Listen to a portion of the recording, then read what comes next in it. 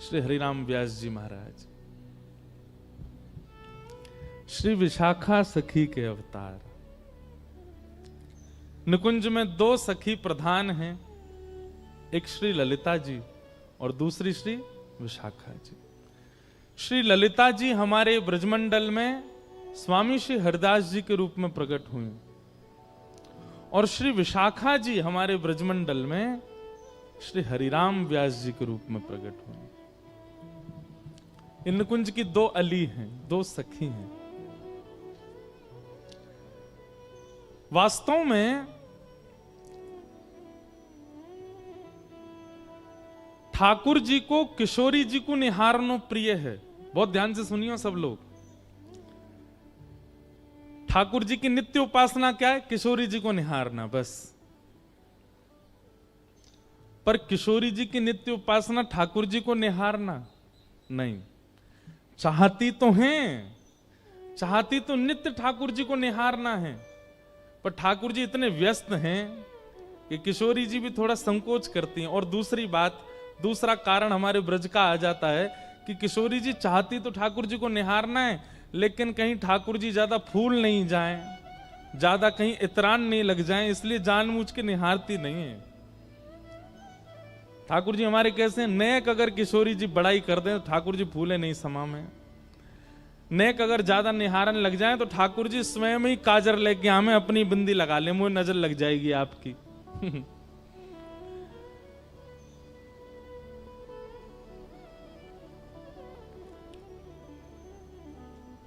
तो ठाकुर जी का नित्य उपासना किशोरी जी के दर्शन है और किशोरी जी की नित्य उपासना ठाकुर जी के दर्शन है, पर नित्य निहारती नहीं। तब किशोरी जी क्या करती हैं? वो सन्मुख बैठा करके श्री ललिता जी को देखती हैं और विशाखा जी को देखती हैं। ललिता और विशाखा जो हैं, ये किशोरी और ठाकुर जी के ही रूप की परछाई से उनके सामने लीलाएं करती रहती हैं। जैसे जब जब श्याम सुंदर की याद आती है तब तब ललिता विशाखा लीला करती हैं और लीला करके किशोरी जी को दिखाती हैं। ललिता जी श्री किशोरी जी बनती हैं और विशाखा जी श्री श्याम सुंदर बनती हैं, और ये दोनों लीला करके दिखाती हैं। उसी से किशोरी जी का मन प्रसन्न होता है। तो ऐसा कह दें तो कोई अतिशयोक्ति नहीं कि ठाकुर जी की उपासना किशोरी जी का दर्शन और किशोरी जी की उपासना ललिता विशाखा का दर्शन। वो नित्य निहारती हैं दोनों को। कितनी बड़ी सौभाग्यवती हैं कि अपलक नेत्रों से किशोरी जी निहारती हैं उनको। ललिता जी का तो प्रादुर्भाव ही किशोरी जी के प्रतिबिंब से हुआ। ऐसी कथा आती है कि एक बार निकुंज में ठाकुर जी बोले, हे श्यामाजू चलो आपको श्रृंगार मैं करूंगा। और जब जब किशोरी जी को श्रृंगार ठाकुर जी ने किया है तब तब किशोरी जी को अपनो ही रूप भायो है। जैसे हर किसी को अपने आप को श्रृंगार के बाद देखने की इच्छा होती है, हम कैसे लग रहे हैं। अन्य दिन तो सखियां तैयार करती हैं, कभी कीर्ति मैया श्रृंगार करती हैं, कभी श्री जी स्वयं भी श्रृंगार करती हैं, परंतु अन्य दिन तो किशोरी जी स्वयं को श्रृंगार करके प्रतिबिंब में देखती हैं, दर्पण में देखती हैं और फिर आगे लीला में चली जाती हैं। पर जिस दिन ठाकुर जी श्रृंगार करके जाते हैं किशोरी जी का, किशोरी जी प्रतिबिंब के सामने ही बैठी रहती हैं, स्वयं को ही निहारती हैं।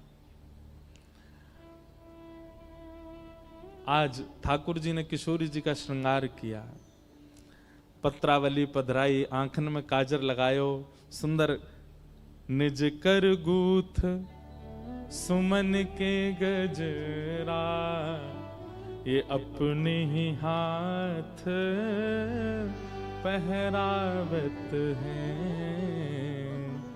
तू है सखी बड़ भाग बड़ी, नंदलाल तेरे घर आवत है।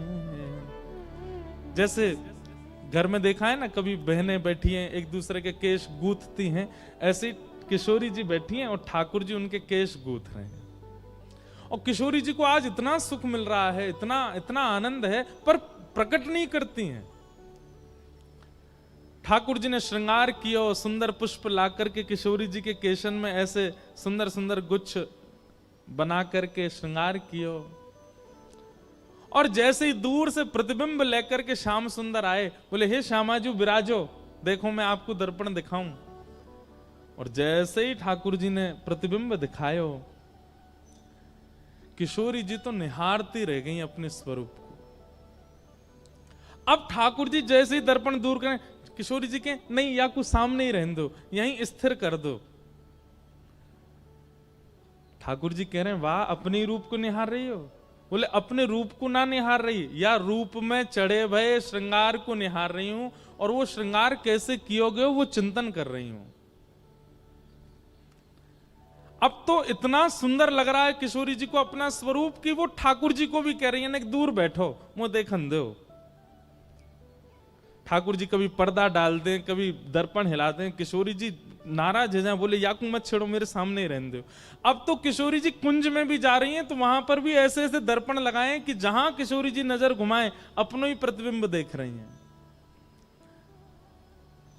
ठाकुर जी बोले इतनो प्रिय लगो आपको मेरे द्वारा किए गए श्रृंगार, क्यों ना या श्रृंगार के स्वरूप को स्तब्ध स्थिर कर दिया जाए। और तभी किशोरी जी अपनी स्वरूप को देख करके बोली हे ललिते। और जैसे ही अपने स्वरूप को ललिते कहो है, तो किशोरी जी को जो प्रतिबिंब है वो प्रतिबिंब ही श्री ललिता जी के रूप में प्रकट है गया। श्री ललिता अली, ललिता सखी आ गए। तो सोचो, जब जब किशोरी जी विरह में हो, वैसे तो विरह होवे ना आए, सखी है ना दें, लेकिन फिर भी जब भी कभी वियोग होवे, जब भी कभी याद आवे, श्री ललिता जी को देख लें किशोरी जी। ऐसी ये दो सखी हैं, ललिता और विशाखा। उनमें श्री विशाखा जी के जो अवतार हुए हमारी पृथ्वी पर, जिनका नाम है हरिराम व्यास। हरिराम व्यास, श्री हरिराम व्यास जी के लिए श्री नाभा गोस्वामी जी कहते हैं, उत्कर्ष तिलक अरुदाम को भक्त इष्ट अति व्यास के, काहू के आराध्य मच्छ कच्छ नर हरि सूकर, बामन फर साधरन सेतु बंधन जू शैल कर, एकन के यह रीत नेम नवधासों लाए, सुकुल सुमुखन सुवन अच्युत गोत्री जो लढ़ाए, नौ गुण तोरी नूपुर हो महत सभा मधिरास के, उत्कर्ष तिलक अरु भाल के, उत्कर्ष तिलक अरुदाम को भक्त इष्ट अति व्यास के।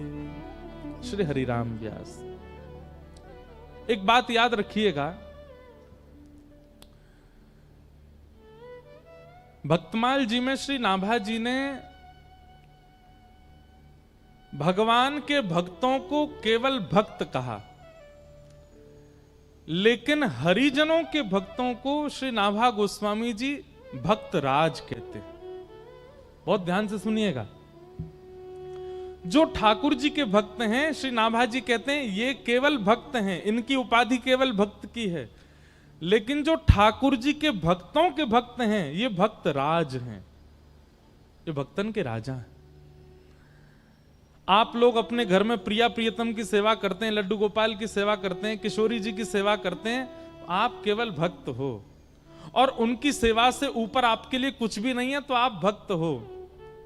लेकिन अमृतसर में कोई ब्रजवासी आ जाए और आप मचल जाओ, आपके नेत्र तड़पने लग जाएं, आपको हृदय व्याकुल हो जाए, आपके मन में इच्छा हो कि बस कैसे हम जामे जाके उनके दर्शन कर आए, नए कुंते मिले आए, उनको अपने हाथ की कछु बनी सामग्री पवाए, उनके बैठ के दो वचन सुनियाए।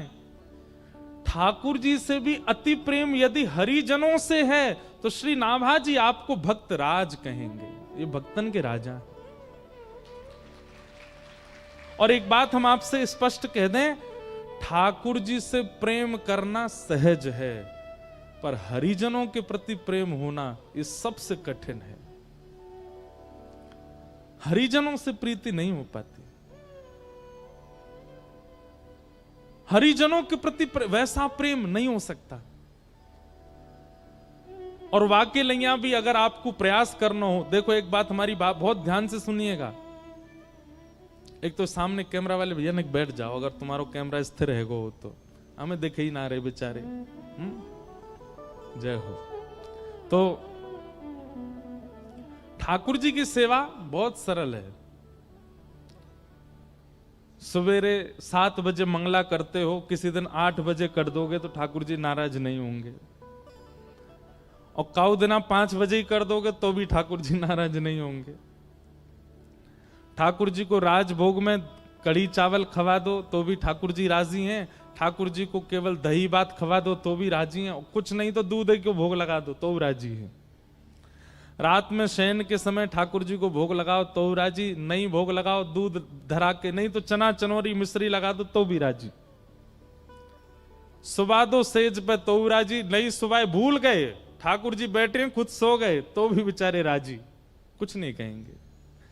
ठाकुर जी की सेवा तो बहुत सरल है, बहुत सहज है, उसमें तो आपको परिश्रम करना ही नहीं पड़ता है। पर हरिजनों की सेवा, हरिजनों की सेवा तो कठिन है। अगर किसी भक्त को आपने प्रसाद के नाम पर केवल दूध भोग दे दिया, चना चनौरी धर दिए सामने, तो महाराज भ्रगुटी टेढ़ी करके देखोगे जी का पवार हो भैया, या के काजे लेके आया तू हमें अपने घर। वो तो टोक भी देगा, वो तो रोक भी देगा, वो तो नाराज भी हो जाएगा। सीधी बात, ठाकुर जी के सेवा में चीटिंग चल जाएगी पर भक्त की सेवा में नहीं चलेगी। वो तो तुरंत आपको डांट देगा। ऐसा समझ लीजिए कि भगवत सेवा बिना सीसीटीवी कैमरा के की गई चोरी है, लेकिन भक्त सेवा वो तो चारों तरफ कैमरा लग रहे हैं, फिर आप क्या कर रहे हो, एक एक गतिविधि। ए भाई प्रणाम ऐसे नहीं करते हैं, चलते ऐसे नहीं है, एक हाथ से नहीं करते हैं, ऐसे बैठते नहीं है, ऐसे खड़े रहो, ऐसे बोलो, ये शब्द नहीं बोलना चाहिए, ऐसे नहीं घूमना चाहिए। भक्त तो आपको टोकेगा, ठाकुर जी टोकते थोड़े हैं। ठाकुर जी ने तो मुंह बंद कर रखो कलयुग में कि मैं टोकूंगा ही नहीं। तो भगवत सेवा बड़ी बात नहीं है, भक्त सेवा। और श्री हरिराम व्यास जी के लिए क्या कहा गया, उत्कर्ष तिलक अरुदाम को भक्त इष्ट अति व्यास के। व्यास जी के इष्ट कौन है, भक्त। इसलिए हमारी प्रार्थना भैया, जैसे मंदिर में आप अपराध ना बन जाए इसका ध्यान रखते हो, मंदिर में आपसे कोई दोष ना हो जाए इसका ध्यान रखते हो, ऐसे ही कभी किसी भक्त का आपके चित्त में दुर्भाव ना आ जाए ये भी ध्यान रखो। कोई तिलकधारी हैं, कोई कंठी पहने हैं, कोई ब्रज से प्रेम करने वाले हैं, और उनकी किसी भावना पर आपके चित्त में प्रश्न चिन्ह आता है कि ये कैसे कर रहे हैं, ये अपराध है। हरि से भी ज्यादा कठिन हरिजनों का भक्त होना। और हरिजनन के प्रति यदि भक्ति चाहिए हो, राधा रमन जी खूब अच्छे लगते हैं, राधा वल्लभ जी खूब बढ़िया लगते हैं, बिहारी जी में खूब निष्ठा, वृंदावन में खूब निष्ठा, परिक्रमा में खूब निष्ठा, यमुना जी में खूब निष्ठा, लेकिन ब्रज के ब्रजवासियों में और ब्रज के संतों में आपकी निष्ठा नहीं हो रही हो, तो जाओ वृंदावन के गोपेश्वर और जाके गोपेश्वर महादेव को प्रणाम करो और गोपेश्वर महादेव से प्रार्थना करो, गोपी प्रेम की भिक्षा दीजिए, कैसे हूँ मोहे अपनों कर लीजिए। गोपी प्रेम की भिक्षा दीजिए, कैसे हूँ मोहे अपनों कर लीजिए। हमारे वृंदावन के पंचायतन मैंने कितनी बार कहा है, वृक्षों को प्रणाम, रज को प्रणाम, यमुना जी को प्रणाम, ब्रजवासियों को प्रणाम और गोपेश्वर महादेव को प्रणाम। इन 5 प्रणामों के बाद किसी देवालय में जाइए। यदि गोपेश्वर महादेव को प्रणाम नहीं किया गया होगा तो बिहारी जी के बगल में, आपके बगल में स्वामी श्री हरदास जी भी खड़े हो जाएंगे तो उनको पहचान नहीं पाओगे। ये गोपेश्वर महादेव ही करवाएंगे। कल हमने सुना रास में प्रवेश महादेव की कृपा, और आज हम सुनेंगे भक्त इष्टों के प्रति स्नेह महादेव की कृपा से। ठाकुर जी से प्रेम करना हम सिखाएंगे ही नहीं इन 7 दिनों में, वो तो आप सब करते हो, वो तो आप सब जानते हो। पर जिनसे हमारे हरि रीझ हैं, ऐसे हरिजनों से प्रेम ये महादेव सिखाएंगे, ये महादेव बताएंगे। हरिराम व्यास जी कैसे हैं? बोले भक्त इष्ट अति व्यास के। आप देखेंगे बिल्कुल सूर्य और चंद्रमा की तरह परिवर्तन हुआ हरिराम व्यास जी के जीवन में महादेव की कृपा से।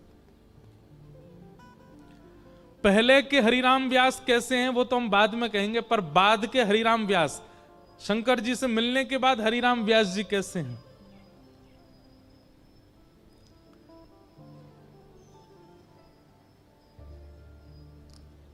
हरिराम व्यास जी संतों की खूब सेवा करते थे। और हरिराम व्यास जी के ठाकुर जी कौन से हैं? जुगल किशोर को लाड लड़ायो, नवल कुंज ही माहे, कुंज निकुंजन की रज धारे, व्यास युगल यश गाए, वृंदावन प्यारो वृंदावन, श्री वृंदावन। आप लोग आश्चर्य करेंगे, और ये हम किसी के इष्ट को या किसी परंपरा को हम कोई गलत नहीं बोल रहे हैं, पर हमारे वृंदावन के सप्तनिधियों में जितने भी ठाकुर प्रकट हुए सब एक एक ही प्राप्त हुए। रूप गोस्वामी को गोविंद देव मिले, सनातन गोस्वामी को मदन मोहन मिले, गोपाल भट्ट गोस्वामी जी को राधा रमण मिले, और कौन से रह गए बीच में हैं? हितरवंश महाप्रभु जी को राधा वल्लभ जी मिले, मधु पंडित जी को गोपीनाथ जी मिले। सबको ठाकुर अकेले अकेले ही मिले। किशोरी जी तो गादी जी के रूप में मिली, चूड़ामणि के रूप में मिली, लेकिन एकमात्र ऐसे श्री हरिराम व्यास हैं जिनको जुगल प्राप्त हुए, जुगल किशोर पिले, जिनके लिए किशोरी जी भी प्रकट हो गई। इसीलिए श्री हरिराम व्यास जी गाते हैं, किशोरी तेरे चरणन की रज पाऊं, किशोरी तेरे चरणन। मैं कान पकड़ के क्षमा मांगते हुए कह रहा हूं, हमारे वृंदावन की आचार्य परंपरा में अगर किशोरी जी सहित ठाकुर जी मिले तो केवल हरिराम व्यास को, क्योंकि महादेव की कृपा से। जारज को ब्रह्मादिक तरसत, जारज को ब्रह्मादिक तरसत, सूरज शीश चढ़ाऊं किशोरी तोरे, सूरज शीश चढ़ाऊं किशोरी तेरे, चरणन की रज पाऊं, किशोरी तेरे चरणन की रज पाऊं। बैठी रहूं कुंजन के कोने, बैठी रहूं कुंजन के कोने, श्याम राधिका गाऊं किशोरी तोरे, श्याम राधिका गाऊं किशोरी तेरे, व्यास स्वामिनी की छवि निरखत, व्यास स्वामिनी की छवि निरखत, विमल विमल जस गाऊं किशोरी तोरे, विमल विमल जस चरणन की रज पाऊं। किशोरी तेरे चरण की रज। इसलिए हरिराम व्यास विशेष हैं, क्योंकि उनको जुगल मिले।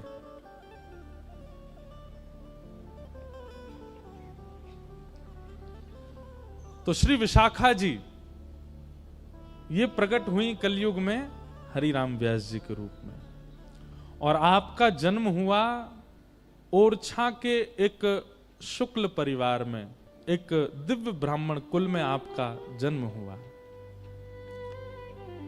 नाम आपका हरिराम शुक्ल रखा गया,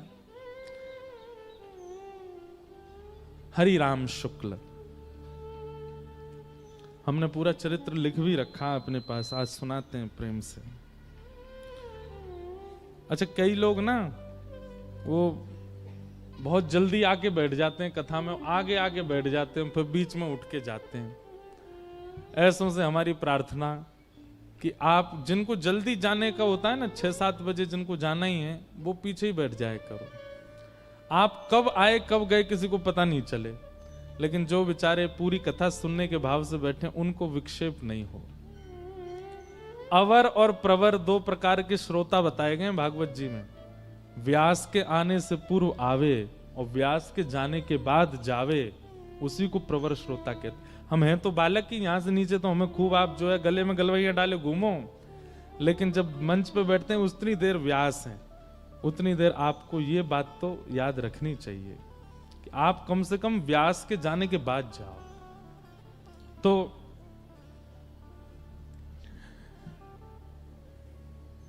हरिराम शुक्ल जी का जन्म हुआ, और बाल काल में आपने सरस्वती मंत्र को सिद्ध कर लिया। हमें याद है सरस्वती मंत्र, और हमने खूब उसकी उपासना भी की है, और उसी कृपा से कि आप सबको कथा सुना रहे हैं। तो सरस्वती दिव्य मंत्र की आपने इतनी उपासना की, इतनी उपासना की, नवरात्रों में आप केवल अन्न जल त्याग करके जल और केवल कुछ फलाहार लेकर के सरस्वती मंत्र की उपासना करते थे। और उससे ऐसा हुआ कि व्यास हरिराम शुक्ल जी के जिह्वा पर वाग देवी सरस्वती साक्षात विद्यमान हो गई। उसका प्रभाव यह हुआ कि आपने अध्ययन करके स्वयं को इतना विद्वान बना लिया कि आप जिस जगह जाते वहां के विद्वानों को हरा देते। काशी में जिस गुरुकुल में आप पढ़े थे, उस गुरुकुल में सब विद्वानों ने मिलकर के सारे छात्रों में से आपको चुना, और चुन करके मंच पर बुला करके आपकी विद्वत्ता से प्रसन्न होकर के आपको व्यास की उपाधि प्रदान की। इसलिए नाम पड़ गया हरिराम व्यास। हरिराम व्यास। एक दिन हरिराम व्यास जी के मन में आया कि क्यों ना मैं पूरी पृथ्वी पर दिग्विजय करूं। अच्छा, एक तो विद्वान, दूसरे रूपवान, सुंदर रूप भी था, और तीसरा ओरछा के एवं ओरछा के आसपास के राजघरानों के ये कुलगुरु भी थे। सब राजा इनके आगे हाथ जोड़े खड़े रहते थे। भागवत जी कहती हैं, कम आयु का होना, बहुत योग्यताएं प्राप्त कर लेना, बहुत सम्मान मिल जाना, स्वरूप का होना और सत्संग का ना होना, यह पतन का कारण बन जाता है। आप रूपवान हैं लेकिन सत्संग नहीं करते हैं तो आप रूप गर्विष्ठ हो जाओगे। आप धनवान हो लेकिन सत्संग नहीं करते तो धन का अहम आपके अंदर से कभी नहीं जाएगा। आप योग्यताओं से परिपूर्ण हो, विद्वान हो, गाना आता है, नाचना आता है, या कोई भी कलाओं से निपुण हो, लेकिन सत्संग नहीं है तो वो कला आपको एक दिन गिरेगी नीचे। इसलिए कितनी भी योग्यताएं हो, उन योग्यताओं के साथ सत्संग आवश्यक है जीवन में। हरिराम व्यास जी के पास सब कुछ था, सत्संग ही नहीं था। एक दिन हरिराम व्यास जी के मन में आया कि विद्वान तो हम हैं ही, इतने राजा हमारे चेला हैं, रूपवान भी सब कुछ है, क्यों ना दिग्विजय की जाए। पूरे भारत में मुझसे बड़ा कोई विद्वान ना हो ऐसी घोषणा करवा दी जाए। और उसके लिए क्या करना पड़ेगा? बड़े बड़े विद्वानों के पास जाकर के हमको शास्त्रार्थ करना पड़ेगा। सब लोग इधर देखो, सावधानी से सुनो।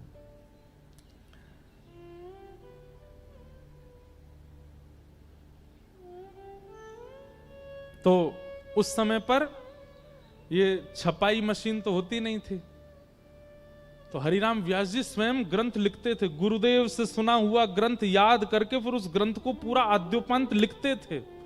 और ऐसे ग्रंथों की अनेकों बैलगाड़ियां उनके साथ में ही चलती थीं। लोग बागों के बक्साओं में कपड़ा रहते, लेकिन उनकी बैलगाड़ियों में ग्रंथ ही ग्रंथ रहते, और स्वयं लिखित ग्रंथ। उन ग्रंथों को लेकर के हरिराम व्यास जी शास्त्रार्थ दूर, उनके ग्रंथों के नाम सुनकर के बड़े बड़े विद्वान तो वहीं से हाथ जोड़ के भाग जाते थे। बोले हमने तो ये ग्रंथ ही नहीं देखे, इनसे शास्त्रार्थ क्या करेंगे। और सुना ये ग्रंथ इन्होंने खुद लिखे हैं।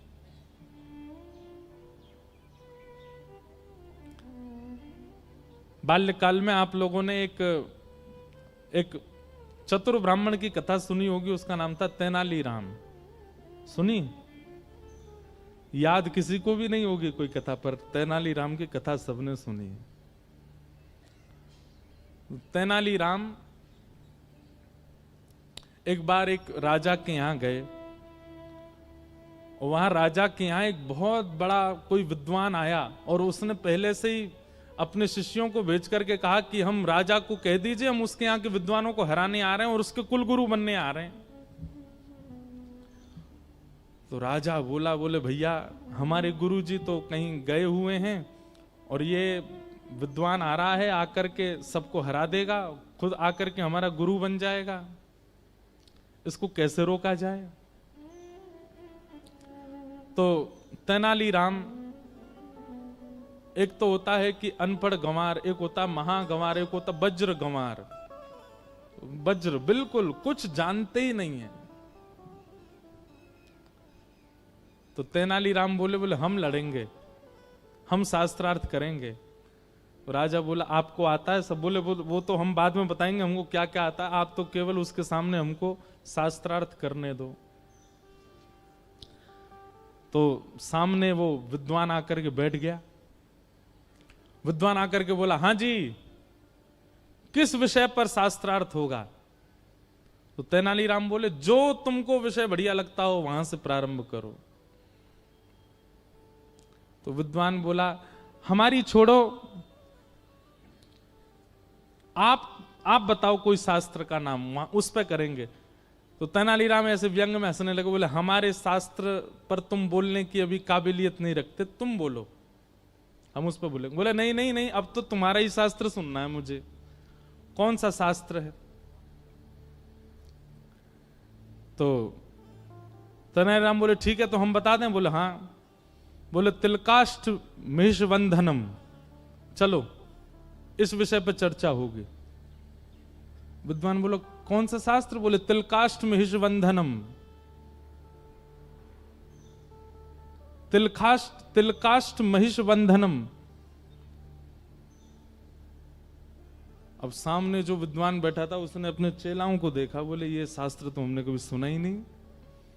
तो सब चेला बोले गुरुजी भलाई इसी में कि यहां से ऐसे ही चल दो, कहीं हमने शास्त्रार्थ किया और आपने शास्त्र का ही नाम नहीं सुना और इसने कहीं दो चार और बातें बोल दी, आपसे उत्तर नहीं देवा तो नाक और कटेगी हमारी। तो बेचारा वो विद्वान उसको लगा कि भैया हमने तो इस शास्त्र का नाम ही नहीं सुना। तेनालीराम ने उसको खूब सुनाई, खड़ी खोटी सुनाई, और कहा आ जाते हैं, आइंदा कभी मत आना इस नगर की ओर, तो मुंह उठा के भी मत देखना, देख लेना एक शास्त्र बोला, अभी तो ऐसे मुझ पर 56 करोड़ शास्त्र और रखे हैं।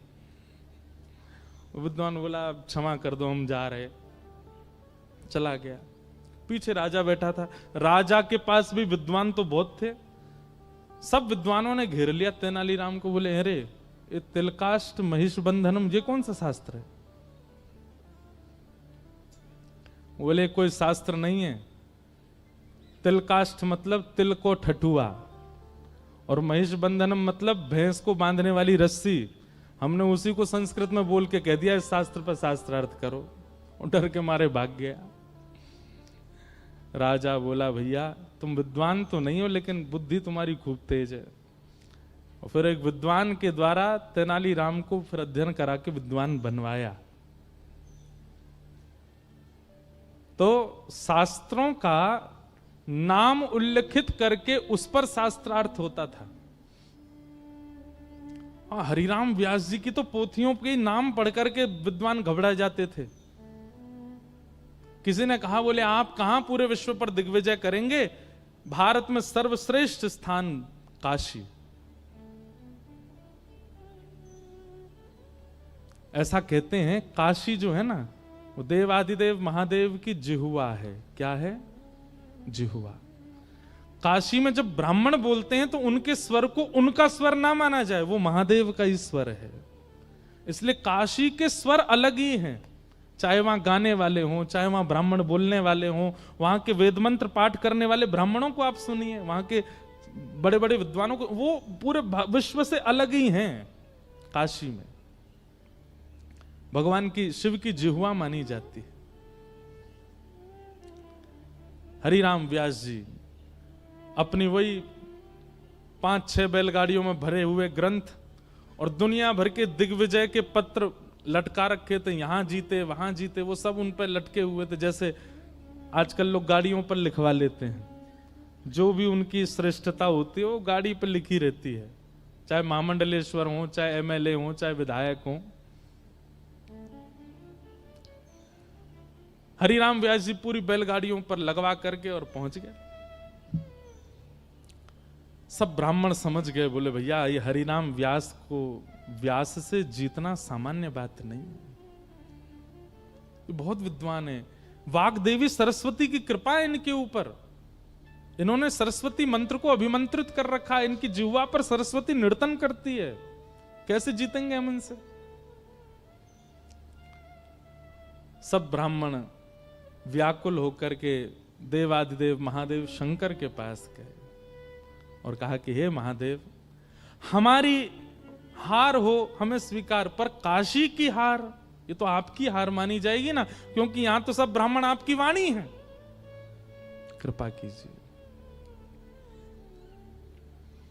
सब ब्राह्मणों ने जाकर के प्रार्थना की कि हे महादेव अब आप ही हमारी रक्षा करो।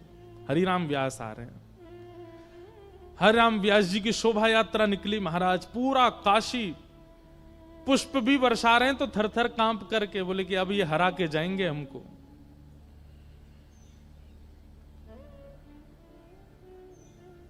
महादेव ब्राह्मणों से बहुत प्रेम करते हैं। बंधुओं, ब्राह्मणों से प्रेम करने का कारण भी, मैं कोई जाति विशेष पर बोलूं ऐसा मेरा भाव नहीं, पर ब्राह्मण की जीविका ठाकुर जी ही हैं। वो ठाकुर जी को गाता है, ठाकुर जी को भजता है, ठाकुर जी को तैयार करवाएगा ब्राह्मण, ठाकुर जी पे पुष्प चढ़वाएगा ब्राह्मण, ठाकुर जी की आराधना करवाएगा ब्राह्मण, ठाकुर जी के सब क्रियाकलाप इस संसार में करता ही ब्राह्मण है, तो उससे प्रेम होना सहज है ठाकुर जी का। भले ही उससे अपना घर चलाता है, लेकिन ठाकुर जी का सबसे ज्यादा ध्यान ब्राह्मण ही रखते हैं, इसलिए ठाकुर जी को बहुत प्रिय है।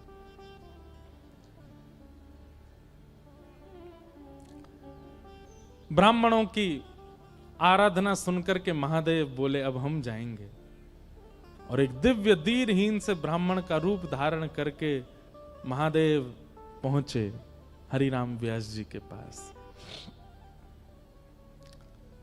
व्यास जी संध्या से निवृत्त होकर के प्रसाद आदि पाकर के बैठे थे, प्रतीक्षा कर रहे थे कोई शास्त्रार्थ करने आए। बाहर द्वार पर 2 सेवक खड़े थे, तभी शंकर जी ने जाकर के कहा प्रणाम, हम व्यास जी से मिलने आए हैं। सेवकों ने भीतर जाके कहा, बोले महाराज द्वार पर एक ब्राह्मण आया है।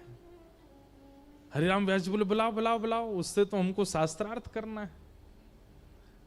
और तुरंत अपना आसन सुव्यवस्थित किया, ग्रंथ निकाल करके रख लिए, और जैसे ही महादेव पहुंचे, बिल्कुल साधारण सी धोती है, साधारण सा गमछा डाला हुआ है, दीनहीन से ब्राह्मण, पतले दुबले, एक एक नस दिखाई दे रही है। उनकी दीनता, सरलता, दैन्यता देख करके हरिराम व्यास जी बोले महाराज आपका रूप स्वरूप देख करके तो ऐसा लगता है मैंने एक श्लोक भी यदि बोला तो कहीं आप गिर ना जाओ। आप शास्त्रार्थ करने आए मुझसे?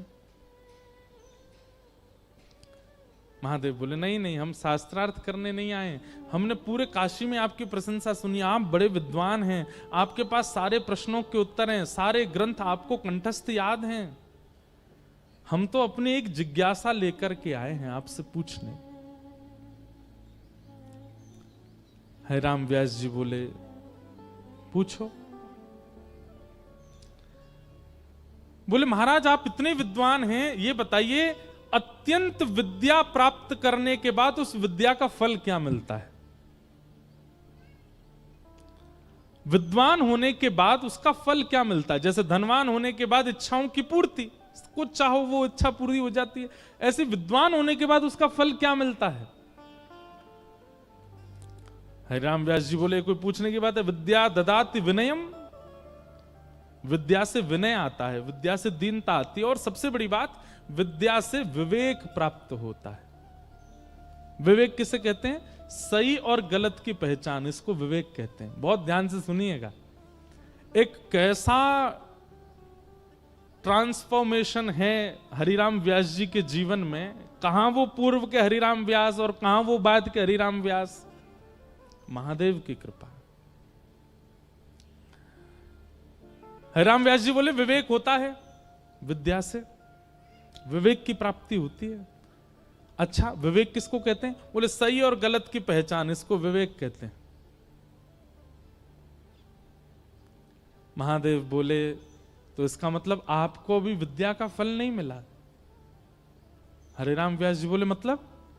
बोले मुझे आपका विवेक विवेक सा लगता नहीं है। क्यों? क्योंकि आपने अपनी विद्या से, आपने अपनी विद्वत्ता से अपनों से नीचों को हराना उचित समझा है, ना कि उस विद्वत्ता से किसी का भला करना। आपने किसी के घर को प्रसन्न नहीं किया होगा, आपने किसी के घर को आनंदित नहीं किया। जितने ब्राह्मणों से अभी तक आप मिले सबको रुलाया ही आपने, यह आपका विवेक है। आप विद्वान केवल इसलिए बने हैं ताकि आप पूरे विश्व को हरा सकें, सबसे जीत करके सबके कुलपति बन सकें, और यह विद्या का फल तो नहीं होता। आज पहली बार हरिराम व्यास जी से किसी ने ऐसी बात की, उसके शब्दों में हरिराम व्यास जी को स्थिरता लग रही है। उसके शब्द सुनकर के हरिराम व्यास जी थोड़े से खोए खोए से लग रहे हैं। उसके शब्द सुनकर के हरिराम व्यास जी को पहली बार मौन रहने का मन कर रहा। नहीं तो हरिराम व्यास जी पे तो उत्तर हैं, ये बात याद रखिएगा।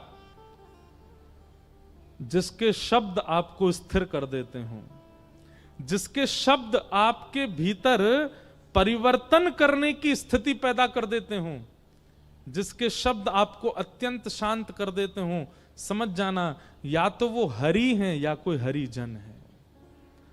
शब्दों में बहुत ताकत है।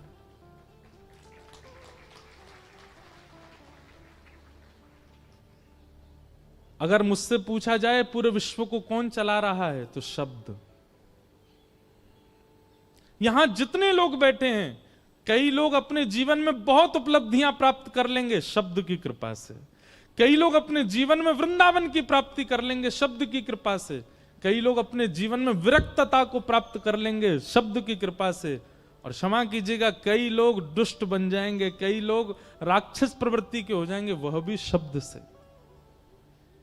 शब्द। हरिराम व्यास जी ने तुरंत हाथ जोड़े, बोले महाराज मुझे तुरंत सत्य बताइए, आप कौन हो? आप कोई सामान्य नहीं हो, आपका परिचय क्या है? और जैसे ही कहा आपका परिचय क्या है, इतने में ही जटा जूट धारी, त्रिपुंड मस्तक पर लगा है, त्रिनेत्रम त्रिशूल हाथ में लेकर के, गले में सर्पों की माला, आहा चिदानंद रूप शिवोहम शिवोहम चिदानंद रूप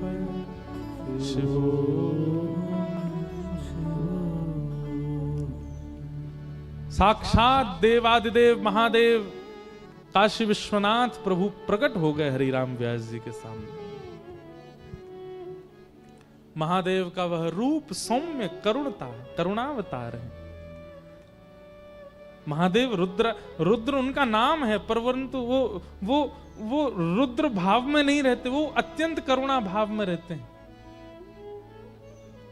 आप कभी भी किसी भी शिवालय में जाओ, 24 घंटा पानी गिरता रहता है, इसका मतलब क्या? भीगे देव 24 घंटा भाव में भीगे ही रहते हैं। महादेव प्रकट हो गए और प्रकट होकर के हरिराम व्यास जी के सिर पर हाथ फेरने लगे। आज हरिराम व्यास जी को अपने जीवन में किए गए समस्त क्रियाओं के प्रति पाप की भावना आने लगी।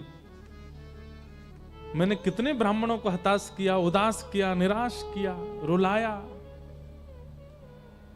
आज तक नहीं समझ पाया कि मेरी विद्वत्ता का कारण क्या होना चाहिए।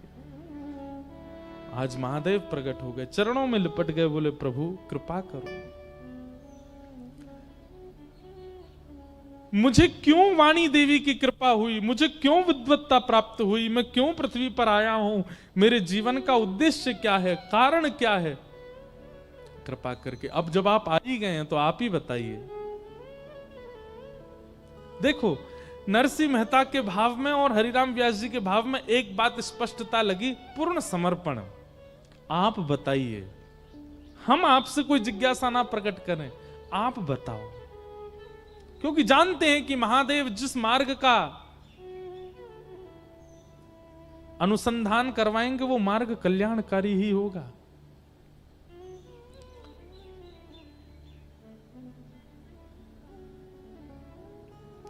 महादेव हाथ फेर करके हरिराम व्यास जी से कहते हैं, व्यास जी, उमा कहूं मैं अनुभव अपना, सत हरि भजन जगत सब सपना, सत हरि भजन जगत सब सपना। हे हरिराम व्यास, इस संसार में कितनी भी उपलब्धियां प्राप्त कर लो, तुम हमेशा अपने आप को अपूर्ण ही समझोगे। चाहे कितनी भी विद्वत्ता आ जाए, चाहे कितना भी धन आ जाए, कितना भी ऐश्वर्य आ जाए, कितनी भी योग्यताएं जीवन में आ जाए, आपको परिपूर्णता का अनुभव कभी नहीं हो सकता, क्योंकि ये सपना है और सपना कभी पूर्ण नहीं होता, वो अपूर्ण ही रहता है। ठौर तो केवल एक ही जगह मिलती है, स्थिरता तो केवल एक ही जगह मिलती है, चित्त को शांति और विश्राम तो एक ही जगह मिलता है। कहां? हरि चरणार बिंदों में। और व्यास जी, तुम कोई सामान्य जीव नहीं हो, तुम कोई सामान्य मानव नहीं हो, तो कौन हो? अरे नेत्र बंद करो, विचार करो, अपनी पूर्व की लीला का दर्शन करो। और हरिराम व्यास जी ने जैसे ही नेत्र बंद करके देखा, जैसे स्मृति में आया, तो क्या पाया? स्वयं को निकुंज में श्री विशाखा अली के रूप में देखा। महादेव ने दर्शन कराया कि तुम तो पूर्व की विशाखा सखी हो। ये व्यास बनना और पूरे विश्व को पराजित करना, ये तुम्हारा स्वरूप नहीं है। तुम्हारा स्वरूप तो वृंदावन को प्रतिष्ठित करना है। वृंदावन की महिमा बढ़ाने के लिए ठाकुर जी ने तुमको इस पृथ्वी पर भेजा है।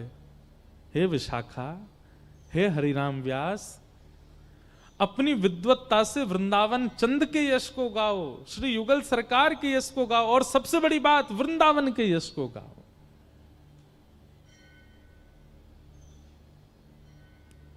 हरिराम व्यास जी के नेत्र सजल हो गए। पूरी रात व्यास जी सोए नहीं, काशी में पड़े पड़े केवल और केवल श्री वृंदावन हे वृंदावन, श्री वृंदावन हे वृंदावन, रात भर वृंदावन का स्मरण करते रहे। सुबह उठते ही सबसे पहले गए ओरछा। क्यों? अब देखो, बहुत सावधानी से सुनिएगा। महादेव की जब आज्ञा हो गई थी कि वृंदावन जाओ, तो सीधे वृंदावन क्यों नहीं गए? हरिराम व्यास जी के मन में अब आत्मग्लानि हो रही है कि मैंने इतना समय व्यतीत कर दिया बिना वृंदावन गए। मेरी करीब 30-35 वर्ष की आयु हो गई और मैं अभी तक वृंदावन नहीं गया। अब मैं किस मुंह से सीधे वृंदावन चला जाऊं? मेरी श्यामा जी को, अपनी किशोरी जी को, जबकि उन्हीं की सखी हैं, उनको कैसे मुख दिखाऊं कि मैं धराधाम पर आकर के यहाँ की माया में इतना तल्लीन हो गया कि भूल ही गया कि मैं तो नित्य सहचरी हूं। अब किसी गुरु के जैसे अपराध करने के बाद में ये होता है ना, कोई बड़ा हमारी होड़ लेवे, कोई बड़ा हमारी साइड लेकर के हमारे आगे आगे चले और हमारी वो हमारी थोड़ी अर्जी लगा दे कि इसको क्षमा कर दो। तो अब गुरु की इच्छा, आज पूरे विश्व का गुरु बनने वाला स्वयं शिष्य बनना चाह रहा है। हरिराम व्यास जी के मन में आ रही है कोई गुरु जी जीवन में आ जाएं, उन गुरु जी के साथ वृंदावन जाएंगे, अकेले नहीं। अब हरिराम व्यास जी अंतर्मुखी हो गए। अब ज्यादा मन में कोई और चिंतन नहीं चलता है, केवल वृंदावन जाना है, वृंदावन जाना। बड़े बड़े राजा आते हैं, आकर के अपने लाखों के जवाहरात उनके चरणों में अर्पित कर देते हैं, पर हरिराम व्यास जी को अब कोई मान सम्मान भाता नहीं, अब तो केवल वृंदावन जाना है। एक दिन वेतवा नदी के तट पर सुबह सुबह हरिराम व्यास जी बैठे थे और तभी वहां एक नवल राम दास नाम के एक भक्त बैठ करके पद गा रहे थे।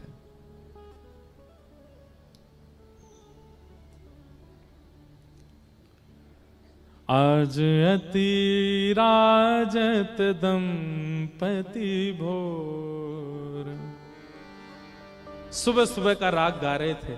बहुत सावधानी से सुनिएगा, अगर हम हरिराम व्यास जी का पूरा चरित्र कहें ना तो पद ही पद हैं उसमें, इसलिए बहुत सावधानी से सुनो।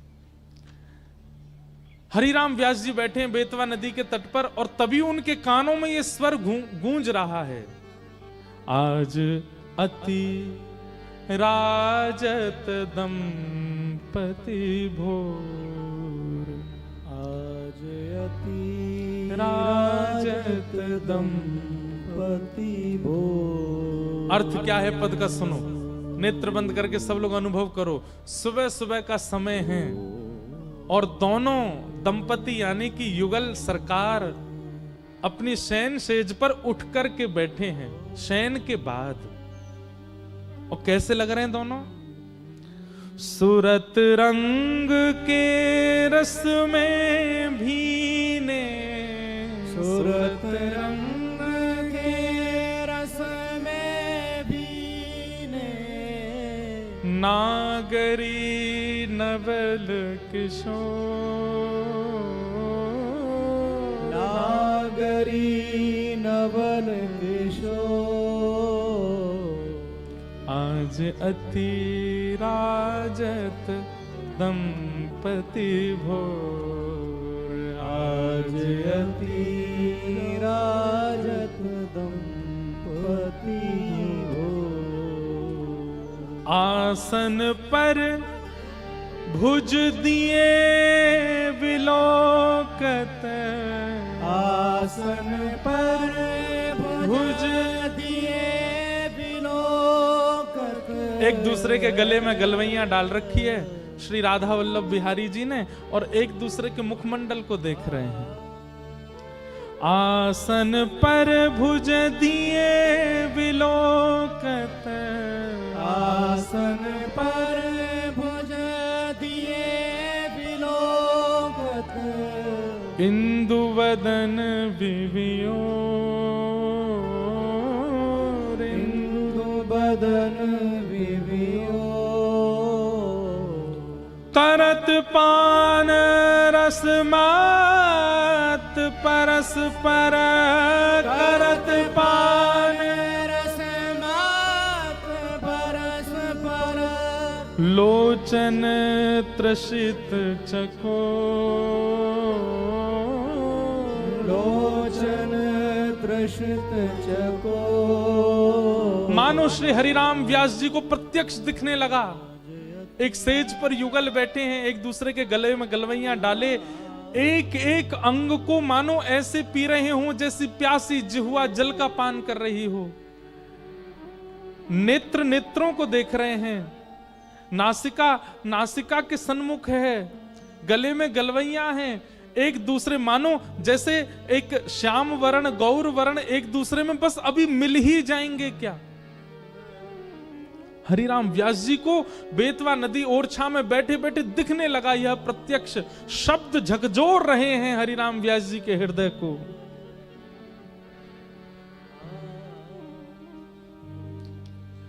आहा, दोनों सेज से उतर के चलने लगे तो कैसे चल रहे हैं?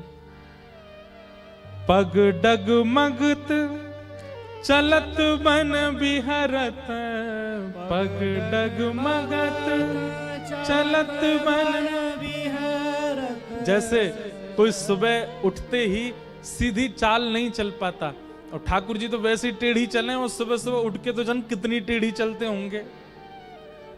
और सुबह सुबह जब उठता है ना व्यक्ति, तो वो पूरी पूरी चाल, पूरे पूरे चरण नहीं बढ़ाता, धीमे धीमे चरण, थोड़ी उसकी गति जो है वो धीमी होती है। कैसे लग रहे हैं दोनों? कि पग डगमगत चलत बन बिहरत, पग डगमगत चलत बन बिहरत। रुचिर कुंज घन घोर, रुचिर पुंज घन घोर। जय श्री हित हरिवंश लाल ललना मिल, जय श्री हित हरिवंश लाल ललना, जय श्री हित हरिवंश लाल ललना मिल। हरिवंश लाल ललना मिल। हियो सिरावत मोर, हियो सिरावत मोर। हाँ हियो सिरावत मोर, हियो सिरावत मोर। आज अति राजत दंपति भोर, आज अति राजत दंपति भोर। हरिराम व्यास जी बैठे तो थे समाधि में, लेकिन जब नेत्र खुले तो रोम रोम मानो अश्रु जल से भर चुका हो। प्रश्वेत के बिंदु माथे पर आ गए, हृदय बिल्कुल व्याकुल, और यह शब्द मानो जैसे उनके कानों में ऐसे गूंज रहे हैं कि प्रत्यक्ष सामने सेज पर युगल सरकार बैठे हों। आप दौड़ करके तुरंत नवलदास जी के पास गए और जाकर के चरणों में गिर गए। बोले भगवान, मैंने शब्द तो बहुत सुने जीवन में, लेकिन पहली बार ऐसे शब्द सुने हैं जिन शब्दों से प्रत्यक्ष प्रियालाल के दर्शन हो रहे हैं। इन शब्दों के रचयिता कौन है? किन्होंने इन शब्दों को आविष्कृत किया है? कौन इन शब्दों को गा रहा है, जिन शब्दों में इतनी सामर्थ्य है कि दूर बैठा कोई व्यक्ति भी प्रियालाल के प्रत्यक्ष दर्शन कर ले। यदि इस शब्द के रचयिता के प्रत्यक्ष दर्शन और उनकी शरणागति मिल जाए तो इसका मतलब तो प्रियालाल को गोद में बैठा देंगे। मुझे बता दीजिए ये किन के शब्द हैं?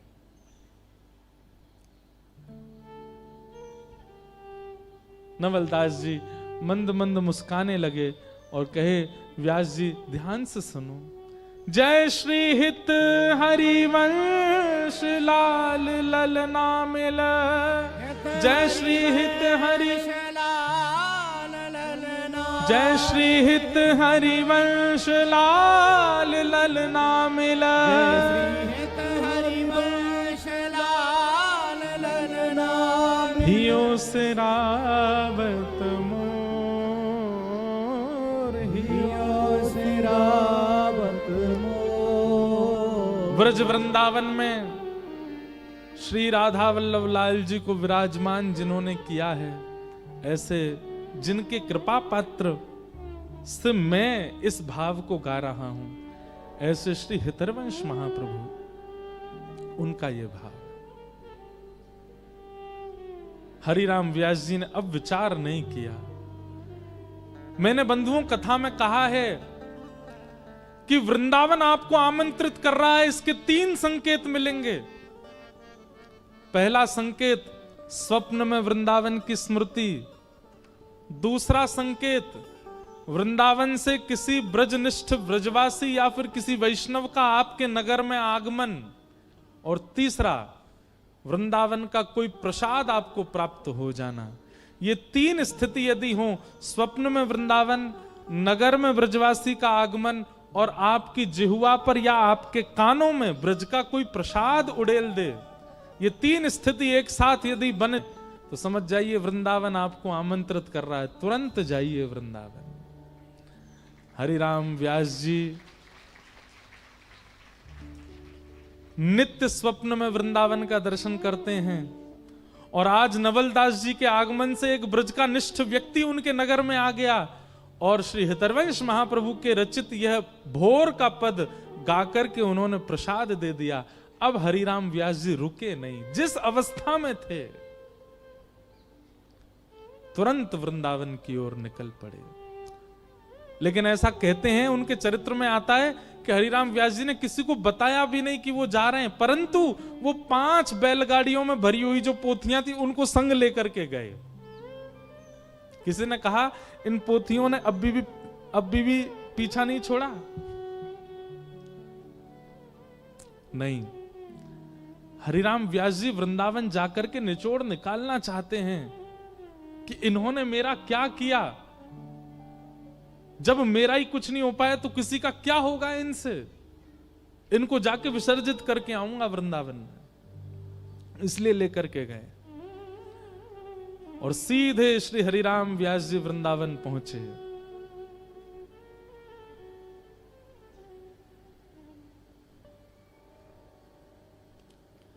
और वृंदावन में श्री राधा वल्लभ जी के मंदिर गए। अब हैं तो विद्वान ही ना पूर्व के, तो थोड़ी बहुत स्थिति तो जान ही सकती ना मन की। मन में ऐसा भाव आया थोड़ा परीक्षण तो करूं, हरिराम ये हितरवंश महाप्रभु जी का भजन है कैसा, जिनको हम अपना गुरु बनाने जा रहे हैं उनका परीक्षण तो करें। वैसे ये होना नहीं चाहिए स्वभाव, कभी गुरु का परीक्षण मत करो। पर व्यास जी तो पूर्व के विद्वान हैं, इसलिए स्वभाव से मारे परीक्षा लेने लगे। और परीक्षा कैसे लेने लगे? मुझे तो अभी दर्शन करना है, मेरे पास समय नहीं है, मुझे तो अभी मिलना है। मैं इतनी दूर ओरछा से चल के आया हूं, अब मुझसे प्रतीक्षा नहीं हो रही, मुझे तो अभी मिलना है। सेवकों ने जाकर के महाप्रभु जी से कहा, बोले एक हरिराम व्यास जी करके आए हैं, नाम तो सबने सुना ही था, बहुत विद्वान हैं, और रुक नहीं रहे, कह रहे हैं मुझे तो अभी दर्शन करना है। व्यास जी प्रसाद बना रहे थे, राधा वल्लभ जी का बोले बुलाओ भीतर। महाप्रभु जी प्रसाद सिद्ध कर रहे थे, हरिराम व्यास जी गए। आहा, रूप देखते ही महाप्रभु जी का आधा प्रश्न तो भूल ही गए। महाप्रभु जी को ही निहारने लगे। पहले राधा वल्लभ जी में अटके, अब महाप्रभु जी में अटक गए। अब उन्हीं को देखने लगे। तो महाप्रभु जी ने कहा, विराजिए विराजिए विराजिए। कुछ सिद्ध कर रहे थे चूल्हे पे, तुरंत आपने वस्त्रों से पकड़ के चूल्हे पे से सामग्री नीचे धर दी और अग्नि को ठंडा कर दिया। व्यास जी प्रश्न तो भूल ही गए थे, लेकिन बोल आप ये भगवान, मैं आपकी सेवा में विक्षेप नहीं डालना चाहता था, ये आप क्या कर रहे हैं? आपने मेरी वजह से प्रसाद सिद्ध करना क्यों बंद कर दिया? आप प्रसाद बनाते रहिए ना, मेरी जिज्ञासाएं जो होंगी मैं पूछ लूंगा बैठ करके। महाप्रभु जी का इतना सुंदर उत्तर। महाप्रभु जी कहते हैं, व्यास जी तुम्हें ऐसा लगता है कि प्रसाद बनाना हाथों की क्रिया है। संसारी व्यक्ति के लिए भोजन बनाना हाथों की क्रिया हो सकती है, ठाकुर जी के लिए तो हाथों से प्रसाद नहीं, हृदय से बनता है। और यदि मेरा हृदय प्रसाद में लगा है तो तुम्हारे प्रश्नों का उत्तर मेरा हृदय कैसे देगा? मेरा हृदय एक समय पे एक ही काम कर सकता है, या तो तुम्हारे प्रश्नों के उत्तर दूंगा या फिर मैं प्रसाद बनाऊंगा। हाथों की क्रिया और हृदय की क्रिया ये भिन्न संसार में होती हैं, सेवा में तो ये सब एक हो जाते हैं। सेवा में दर्शन नेत्रों से नहीं होता, हृदय से होता है। कथा कानों से नहीं, हृदय से सुनी जाती है। नृत्य पैरों से नहीं, हृदय से किया जाता है। प्रसाद सिद्ध हाथों से नहीं, हृदय से किया जाता है। और हृदय जब सेवा में लगा है तो उस हृदय से तुम्हारी जिज्ञासा का उत्तर कैसे दूंगा? हृदय तो एक ही जगह लगेगा ना। ये हाथ की क्रिया नहीं है, ये हृदय की क्रिया। इसलिए एक समय पे एक काम, पहले तुम्हारी जिज्ञासा का उत्तर देंगे, फिर प्रसाद बनाएंगे। व्यास जी बोले मेरी जिज्ञासा का समाधान हो गया, मैं समझ गया, मुझे यही पूछना था और यही मुझे पता चल गया। मैं अभी तक हृदय और शरीर की गतिविधियों को अलग समझता था। हृदय चाहता था कि वो वृंदावन आए, पर शरीर दिग्विजय प्राप्त करने में लगा हुआ था। हृदय को शांति नहीं मिल रही थी। और आपने आज वो सत्य बता दिया कि ये जो धन की प्राप्ति, ऐश्वर्य की प्राप्ति, ये सब प्राप्ति शरीर का धर्म है, हृदय का नहीं। हृदय का धर्म तो इनकी प्राप्ति। हरिराम व्यास जी तुरंत प्रणाम करके गए, बंधुओं ये हैं गुरु। आपकी जिज्ञासा का समाधान नहीं, उनकी गतिविधि आपका उत्तर दे दे। समझ रहे हैं बात को? उनकी सामान्य नित्य की क्रिया, उठना बैठना, चलना फिरना, लेटना, पढ़ना, बोलना, जो वो रोज ही करते हैं, उसी से ही आपके उत्तरों का समाधान मिल जाए, वो हैं गुरु। हरिराम महाप्रभु जी ने तो उत्तर दिया भी नहीं है, केवल एक क्रिया की और व्यास जी को उत्तर मिल गया। और गए जाकर के अपनी जितनी पोथियां लेके आए थे सब जाकर के जमुना जी में विसर्जित कर दी। और विसर्जित करके बोले अब रहेंगे वृंदावन में। आहा, बैठी रहूं कुंजन के कोने, श्याम राधे का गाऊं, किशोरी तोरे चरणन की रज पाऊं। अब तो श्री हरिराम व्यास जी वृंदावन में रहते, कहीं नहीं जाते, किसी से नहीं मिलते, पूरे दिन केवल वृंदावन में निवास करते। हरिराम व्यास जी का स्वभाव थोड़ा सा विनोदी स्वभाव था। कैसा स्वभाव? विनोदी मतलब थोड़े मजाक किया थे। तो कभी कभी सभा बैठती थी संत जनों की, तो हरिराम व्यास जी विनोद करते थे थोड़ा सा। तभी एक दिन सभा में सब संत जन बैठे थे, तभी वहां पर आगमन हुआ श्री गोपाल भट्ट गोस्वामी जी का। और श्री गोपाल भट्ट गोस्वामी सबको निमंत्रण देके गए, बोले भैया हमारे लाला को कल झूला उत्सव है, सब लोग आई हों। और प्राचीन काल में ऐसा होता था कि जैसे आजकल लोग किसी के यहां उत्सव में एक बात हमारी बहुत ध्यान से सुनिएगा, घर में ठाकुर जी की सेवा होना और विशिष्ट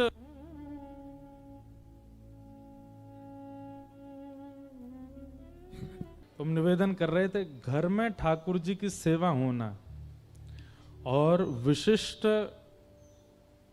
उत्सव दिनों पर उनका उत्सव ना करना ये अपराध है। आप चाहे दुनिया के किसी कोने में रहें, आपके ठाकुर जी अगर घुमक्कड़ हैं हमारे लाल जी की तरह, सब जगह जाते आते रहते हैं, तो आपको ये व्यवस्था पहले से ही करके चलनी चाहिए कि वहां उनका वह उत्सव हो। हम एक दिन रत्नावती जी का चरित्र सुनाएंगे। उनके चरित्र में इस बात को प्रधान रूप से कहा गया कि ठाकुर जी का अगर कोई वैष्णव उत्सव नहीं करता है, ठाकुर जी उसके फिर नाराज हो जाते हैं, फिर पाषाण है आपके घर पर, ठाकुर जी नहीं है। ठाकुर जी तो वहां डोलते हैं जहां पे उनके उत्सव होते हैं। ठाकुर जी तो उन्हीं के घर में रहते हैं जिनके घर में नित्य उत्सव ही उत्सव चलते रहते हैं। हमारे पुष्टि मार्ग में ऐसा कहते हैं कि ठाकुर जी को जितना श्रम होता है, जितनी मेहनत ठाकुर जी से होती है संसार के कल्याण में, लोगों की इच्छाएं पूरी करने में, लोगों पर कृपा करने में, या फिर श्रृंगार धराने में, लीला करने में, उत्सव करने, वो सारी जो थकान है ठाकुर जी की, सारा जो श्रम है ठाकुर जी का, वो निवृत्त होता है उत्सव में। ठाकुर जी की उत्सव निवृत्ति होती है जब कोई उत्सव करता है, श्रम निवृत्ति होती है। इसलिए भैया भले ही आप बहुत व्यवस्थाएं नहीं कर सकते तो मानसी उत्सव कर लो, लेकिन ठाकुर जी को उत्सव किया जरूर किया करो। होली निकल के गई, ठाकुर जी के बढ़िया बढ़िया उत्सव अभी निकल के गए हैं। अब रामनवमी आएगी, उसके बाद में फिर ठाकुर जी के चंदन यात्रा आएगी, स्नान पूर्णिमा आएगी आदि। हम तो स्नान पूर्णिमा पे यमुना जी का प्रथम आगमन पृथ्वी पर होता है। एक स्थान है देहरादून के पास, कटा पत्थर, वहां से जल लेके आते हैं यमुना जी का, ठाकुर जी का स्नान कराने के लिए। वृंदावन में जल ऐसा बचा नहीं, अब दिल्ली का सब गंदगी आती है, तो वहां जाते हैं, वहां से यमुना जी लेके आते हैं, फिर ठाकुर जी को बढ़िया स्नान कराते हैं। चंदन यात्रा के कम से कम 5-6 दिन पहले से ही पूरे घर के लोगों की एक ड्यूटी लगा दो, सब बैठ करके चंदन घिसो, खूब सारा, एक आध कटोरी चंदन नहीं होना चाहिए, खूब चंदन घिसो। केसर डाल के उसमें जल की जगह गुलाब जल का प्रयोग करो, खूब चंदन घिसो। चंदन घिस के फिर एक बढ़िया सूती कपड़े में लेके निचोड़ो, उसके ऐसे गोले गोले बन जाएंगे, उनकी बढ़िया बत्ती बना बना के ठाकुर जी गाल पे धराओ, अंग पे धराओ, उसी की पोशाक बना के पहनाओ, उसी का मुकुट धरा दो। इन सब उत्सवों को करने से ठाकुर जी राजी रहते हैं। फिर ठाकुर जी आपको छोड़ के नहीं जाते। ठाकुर जी को भी यूं रहती, यही घर में रहूंगा मैं, रोज बढ़िया बढ़िया बना खवावे, मुँह खूब आनंद करावे, झूला झुलावे, खूब डुलावे। तो कोई और बुलावे को भी तो ठाकुर जी नहीं जाएंगे, बोले मैं ना जाऊंगा, मैं तो यहीं रहूंगा। इसलिए उत्सव किया कीजिए। अगर आप उत्सव नहीं करते हैं ठाकुर जी का, तो आपके घर में ठीक है भावना से ठाकुर जी हैं, फिर वो ठाकुर जी प्रत्यक्ष नहीं बैठे हैं वहां पे। उत्सव तो गोपाल भट्ट गोस्वामी जी बोले, भैया हमारे घर पर उत्सव है, सब लोग आओ। हरिराम व्यास जी को भी निमंत्रण दिया, बोले आप भी पधारिएगा। हरिराम व्यास जी बोले ठीक है हम भी आएंगे। हरिराम व्यास जी पहुंच गए। जैसे ही वहां पहुंचे तो वहां जाकर के व्यास जी ने देखा तो सब लोग बैठे, समाज कीर्तन हो रहा है और भीतर झूला झुला रहे हैं। तो हरिराम व्यास जी ऐसे ताक के देखने लगे, बोले झूला कौन को झुला रहे हो? तो गोपाल भट्ट गोस्वामी जी बोले, हमारे शालिग्राम भगवान बैठे हैं ना भीतर, झूला में ही बैठे हैं। अच्छा मुझे दिखे ना, ने पुष्पमाला वगैरह ने थोड़ी दूर करो, थोड़ी दूर करके दिखाए, तब दिखे शालिग्राम जी बैठे हैं। हरिराम व्यास जी बोले, वाह भैया बड़े अद्भुत ठाकुर जी ने गुलाब जामुन से, बहुत बढ़िया। अच्छा व्यास जी आप भी बहुत बढ़िया पदना करते हैं, सुनाइए कुछ। हम व्यास जी बोले, हम क्या सुनाएंगे, ठीक है सब लोग गा रहे हैं, नहीं नहीं आप भी सुनाओ। हरिराम व्यास जी बोले ठीक है। मोह भटा कढ़ी में बोरे आन, बोले जगत रंग लगायो चंदन, झूले रे झूले मेरे गंड की नंदन। में कैसे अब व्यास जी तो गा के चले, विरह से थोड़ा विरह तो था उनके चित्त में, लेकिन आनंदित हो गए। लेकिन दूर खड़े गोपाल भट्ट गोस्वामी जी बोले, अब गाओ। उस दिन तो कह गए भट्टा कढ़ी में बोरे, लो हो गए प्रकट। तो पहले तो व्याकुलता हुई थी गोपाल भट्ट गोस्वामी जी को, लेकिन अब व्याकुल हो गए कौन? हरिराम व्यास जी।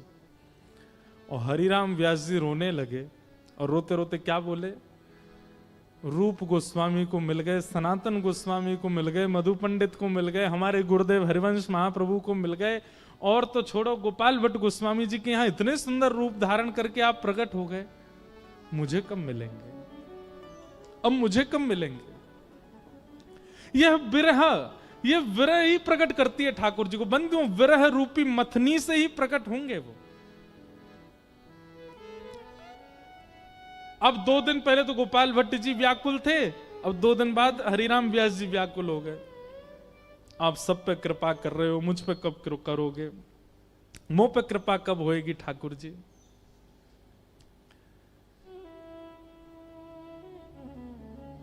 इतने रोए हरिराम व्यास जी की बिल्कुल प्राण त्यागने तक की स्थिति में आ गए।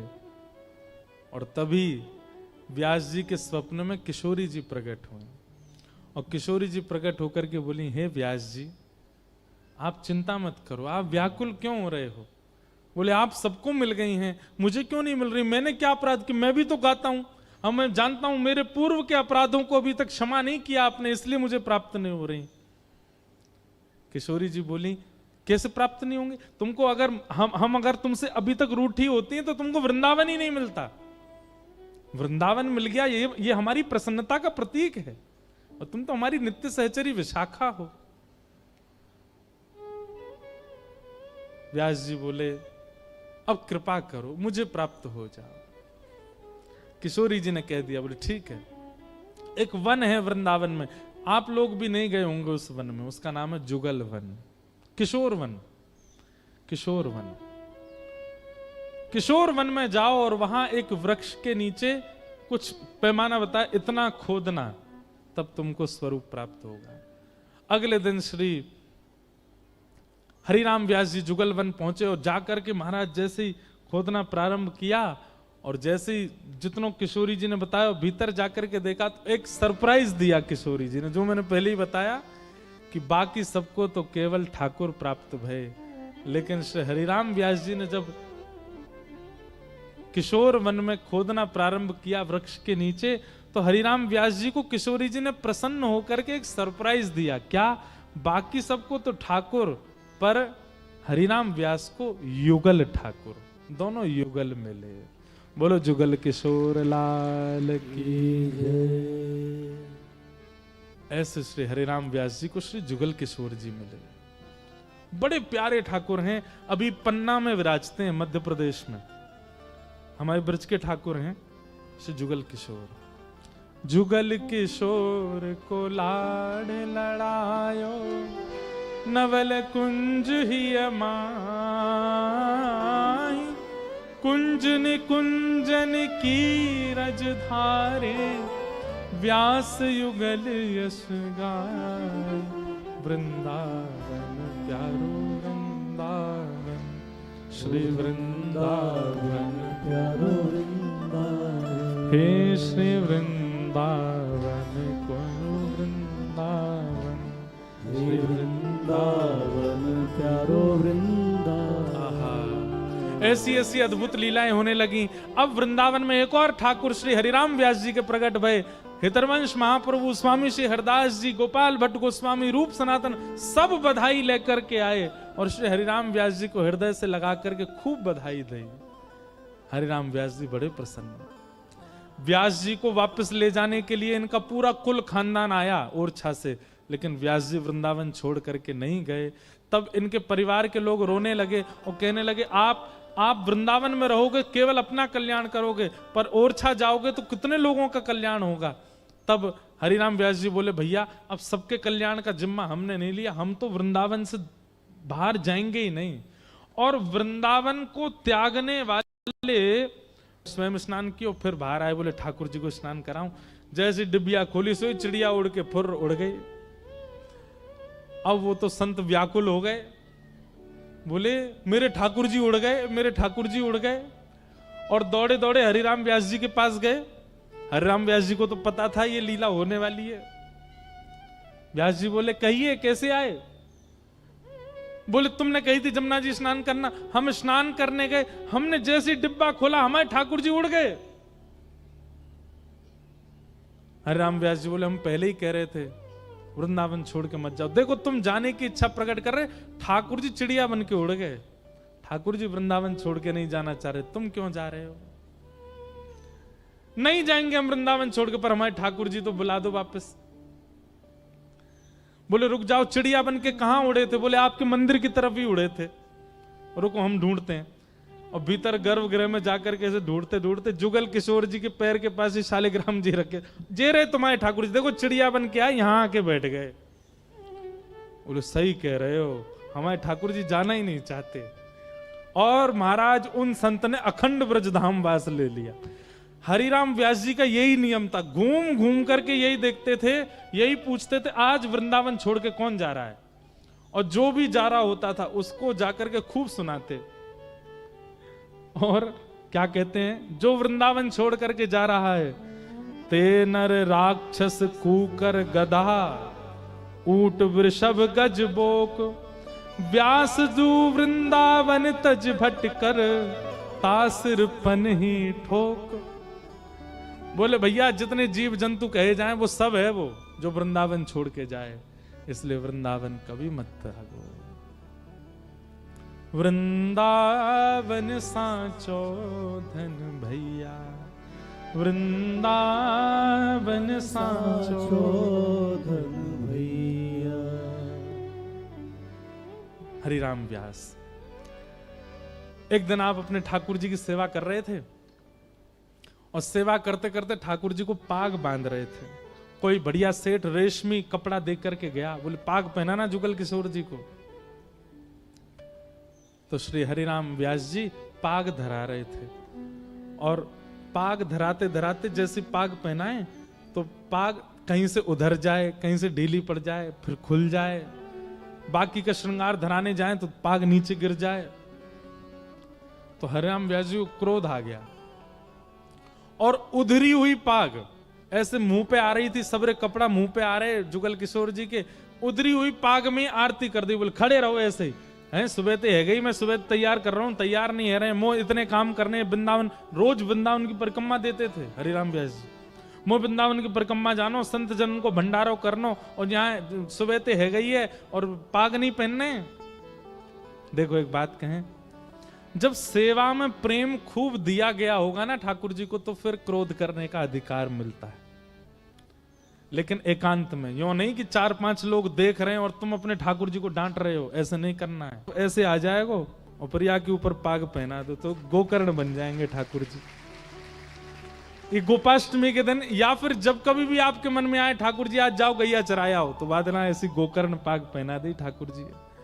आज हरिराम व्यास जी देख रहे हैं, दोनों तरफ ऐसे कान निकरे हुए हैं, ऊपर ऐसी सुनहरी पाग, वापे मोर पिच्छ को सिरपेच पहनो है, आहा इतने सुंदर लग रहे हैं। तभी हरिराम व्यास जी के नेत्रबंद भय, और नेत्रबंद है तो सबरी छवि दिखन लगी।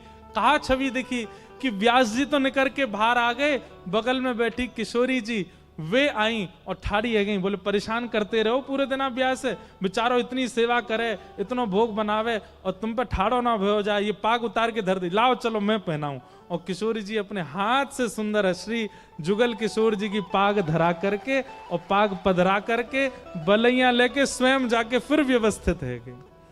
जुगल किशोर जी या छवि को दर्शन करके ना जाने कितने समय तक अचेत अवस्था में ही पड़े रहे। और किशोरी जी से फिर जुगल हरिराम व्यास जी ने एक भाव कहा, किशोरी तेरे चरणन की रज पाऊं सबने सुना, पर ये पद सबने नहीं सुना होगा। श्री हरिराम व्यास जी का किशोरी मोहे अपनों कर लीजो, किशोरी मोहे अपनों कर लीजो, श्री राधे मोहे अपनों कर लीजो, श्री राधे मोहे अपनों कर लीजो। और आपको है कि मैं चाहूं कहा, आपसे और कछु ना चाहूं, केवल एक वस्तु कहा, और दिए कछु भावत नाही, और दिए कछु भावत नाही, और दिए कछु भावत नाही, और दिए कछु भावत नाही, श्री वृंदारज दीजय, श्री वृंदारज दीजय, वृंदावन रज दीजय, वृंदावन रज दीजय, किशोरी मोहे अपनों कर लीजय, किशोरी मोहे अपनों कर लीजय, और खग मृग पशु पंछिया मर के खग मृग पशु पंछी यावन के मृग पशु पंछिया के चरण शरण रख ली शरण कर लीजिए।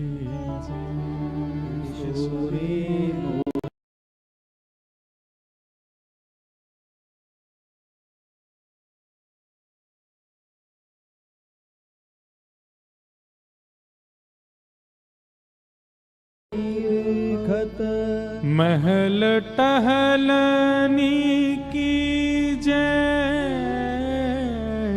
महल टहलनी की जय। मोए अपने महल में सहचरी रख लो, केवल द्वारपाल ही रख लो, कछु तो सेवा दे दो हे श्यामा जी। किशोरी मोहे अपनों कर लीजिए, किशोरी मोहे अपनों कर लीजिए। हरि राम व्यास किशोरी जी के चरणन की बार बार बलि जावे। क्यों? अपराध तो मोते बने सेवा में, अपराध तो मोते बने भजन में, पर हमारी किशोरी जी सब जगह मेरी रक्षा कर लें, कछु अपराध ऐसो बनन नाए दे। एक दिन की घटना, श्री हरिराम व्यास जी अपने जुगल किशोर जी का श्रृंगार कर रहे थे और तभी कोई सेवक, तभी कोई दर्शनार्थी सुंदर स्वर्ण की वंशी देके गयो। हरिराम व्यास जी ने अपने जुगल किशोर जी को आज वह स्वर्ण की वंशी धराने को प्रयास कियो, परंतु ठाकुर जी के भुजा में इतना अवकाश नहीं है कि वो स्वर्ण की वंशी आ जाए। थोड़ी सी नेक हल्की सी बड़ी पड़ रही वंशी, तो व्यास जी ने वंशी को हाथ में थोड़ा जोर लगा के प्रवेश कराने को प्रयास कियो। जैसे ही नेक जोर लगायो, ठाकुर जी के हस्त कमल में से श्वेत श्वेत रक्त वर्ण के बिंदु प्रकट हो गए। और जैसे ही रक्त वर्ण के बिंदु देखे, श्री हरिराम व्यास जी ने तुरंत सिर पकड़ के बैठ गए। अरे राम राम राम जी, अपराध है गयो, मैंने ठाकुर जी को पाषाण मान लियो। अरे ठाकुर जी तो साक्षात चैतन्य, देखो इनके हस्त कमल में से रक्त प्रकट है गयो है।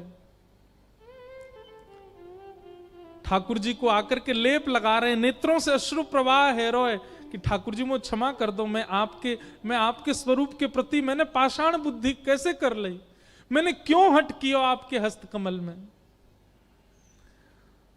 और श्री हरिराम व्यास जी अपने पुत्र को लेकर के आए और बोले, आप अब सेवा तुम करोगे, मैं अपने आप को दंड दूंगा। बोले कैसो दंड दोगे पिताजी? बोले जब तक स्वयं श्री युगल किशोर जी प्रसन्न है करके मुंह को नहीं बुलाएंगे मैं नहीं आऊंगा, और तब तक वृंदावन की अनवरत परिक्रमा देते ही रहूंगा। और श्री हरिराम व्यास जी निकल गए और श्री वृंदावन की परिक्रमा प्रारंभ कर दी। ना पूर्ण होने वाली परिक्रमा, एक पूरी हो दूसरी प्रारंभ, दूसरी पूरी हो तीसरी प्रारंभ, तीसरी पूरी हो चौथी प्रारंभ, बस चलते ही जा रहे हैं, रोते जा रहे हैं। और बस सामने आने वाले हर व्यक्ति से कह रहे हैं, मैं अभागो हूं, मैं बहुत बड़ा पापी हूं, मैं बहुत बड़ा दुष्ट हूं, आप चाहो तो मुंह पे नेक कछु गारी दे दो, मुंह पे नेक दंड दे दो, मैंने बहुत बड़ा अपराध किया है। रोते रोते पूरे ब्रजमंडल की, पूरे वृंदावन की सेवा कर रहे हैं। वृंदावन की परिक्रमा मार्ग हरिराम व्यास जी के नेत्रों के अश्रुओं से संचित हो गया।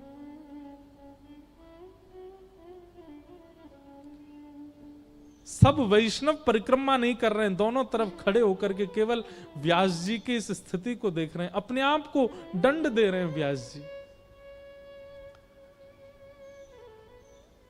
शाम का समय, हर क्षण, हर परिक्रमा के प्रारंभ में व्यास जी के मन में आता है, अपराध बना मुझसे तभी तो क्षमा नहीं किया अभी तक।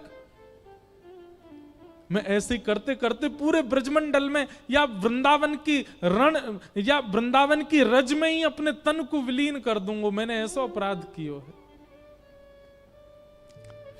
शाम का समय हुआ, संध्या आरती का समय, पूरे वृंदावन में मंदिरों में घंटे घड़ियाल संध्या आरती हो रही ठाकुर जी की। तभी आपके पुत्र परिक्रमा मार्ग में दौड़े दौड़े आए, पिताजी रुक जाओ, नेक डट जाओ। अरे मैं ना रुकूंगा, जुगल किशोर जी जब तक नहीं बुलावेंगे तब तक नहीं जाऊंगा। अरे पिताजी मैं वही तो बतावे आया हूं। बोले कहा भयो? बोले जो वंशी आप सुबह धरा रहे और ठाकुर जी के हस्त कमल में नहीं आए रही और आपने हठपूर्वक कियो तो ऐसो ऐसो कछु भाव भयो, अब वही वंशी ठाकुर जी के हस्त कमल में ऐसी सहजता से आ रही है मानो श्री ठाकुर जी ने अपने हाथ बड़े करके वह वंशी को स्वीकार कर लियो है। वो वंशी स्वीकार करके आपको आमंत्रित कर रहे हैं, बुला रहे हैं।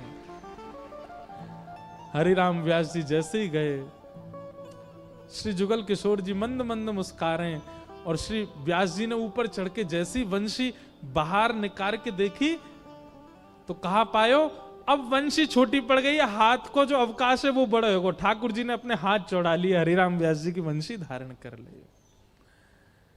ऐसे श्री व्यास जी की कृपा, व्यास जी पर अनुग्रह श्री जुगल किशोर जी ने किया। एक दिन की घटना, श्री हरिराम व्यास जी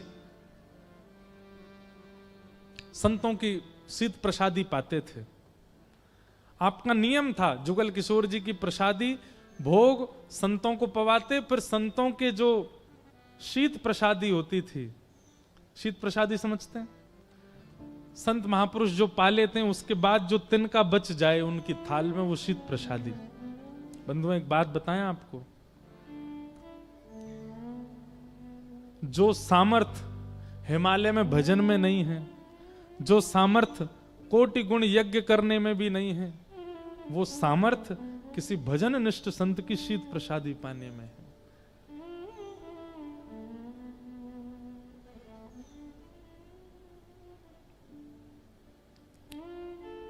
शीत प्रसादी की बड़ी महिमा है।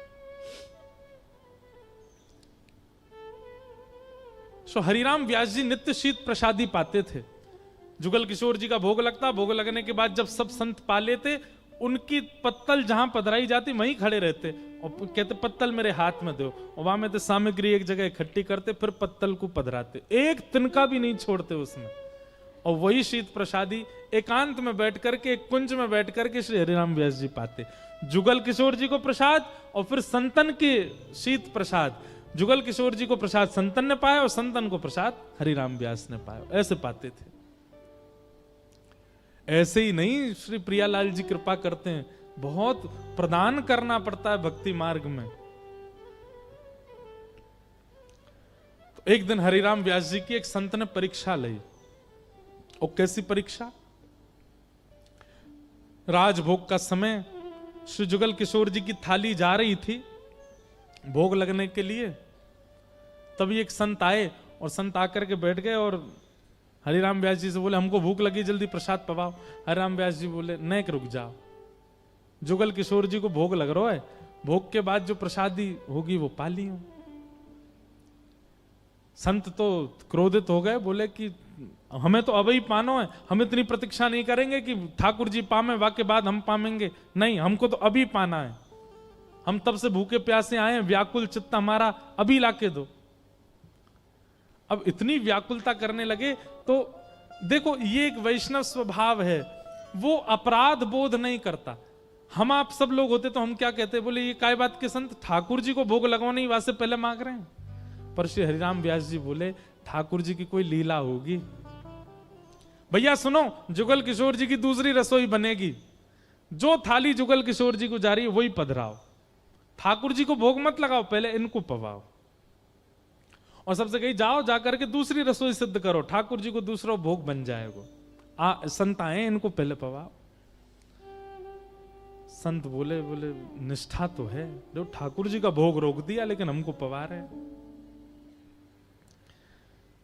लेकिन अभी भी परीक्षा चली रही, संत पाने लगे और पाते पाते बोले अरे इसमें राम रस नहीं है, इसमें मिर्च ज्यादा है, इसमें जे वे सब करने लगे। बोले भगवान आप कृपा करके दे दें, हम दोबारा सिद्ध करवा दें। बोले तुम फिर से प्रतीक्षा करने के लिए कह रहे हो, अभी दूसरी रसोई बनेगी तब पवाओगे हमको, तब तक भूखे बैठे रहे।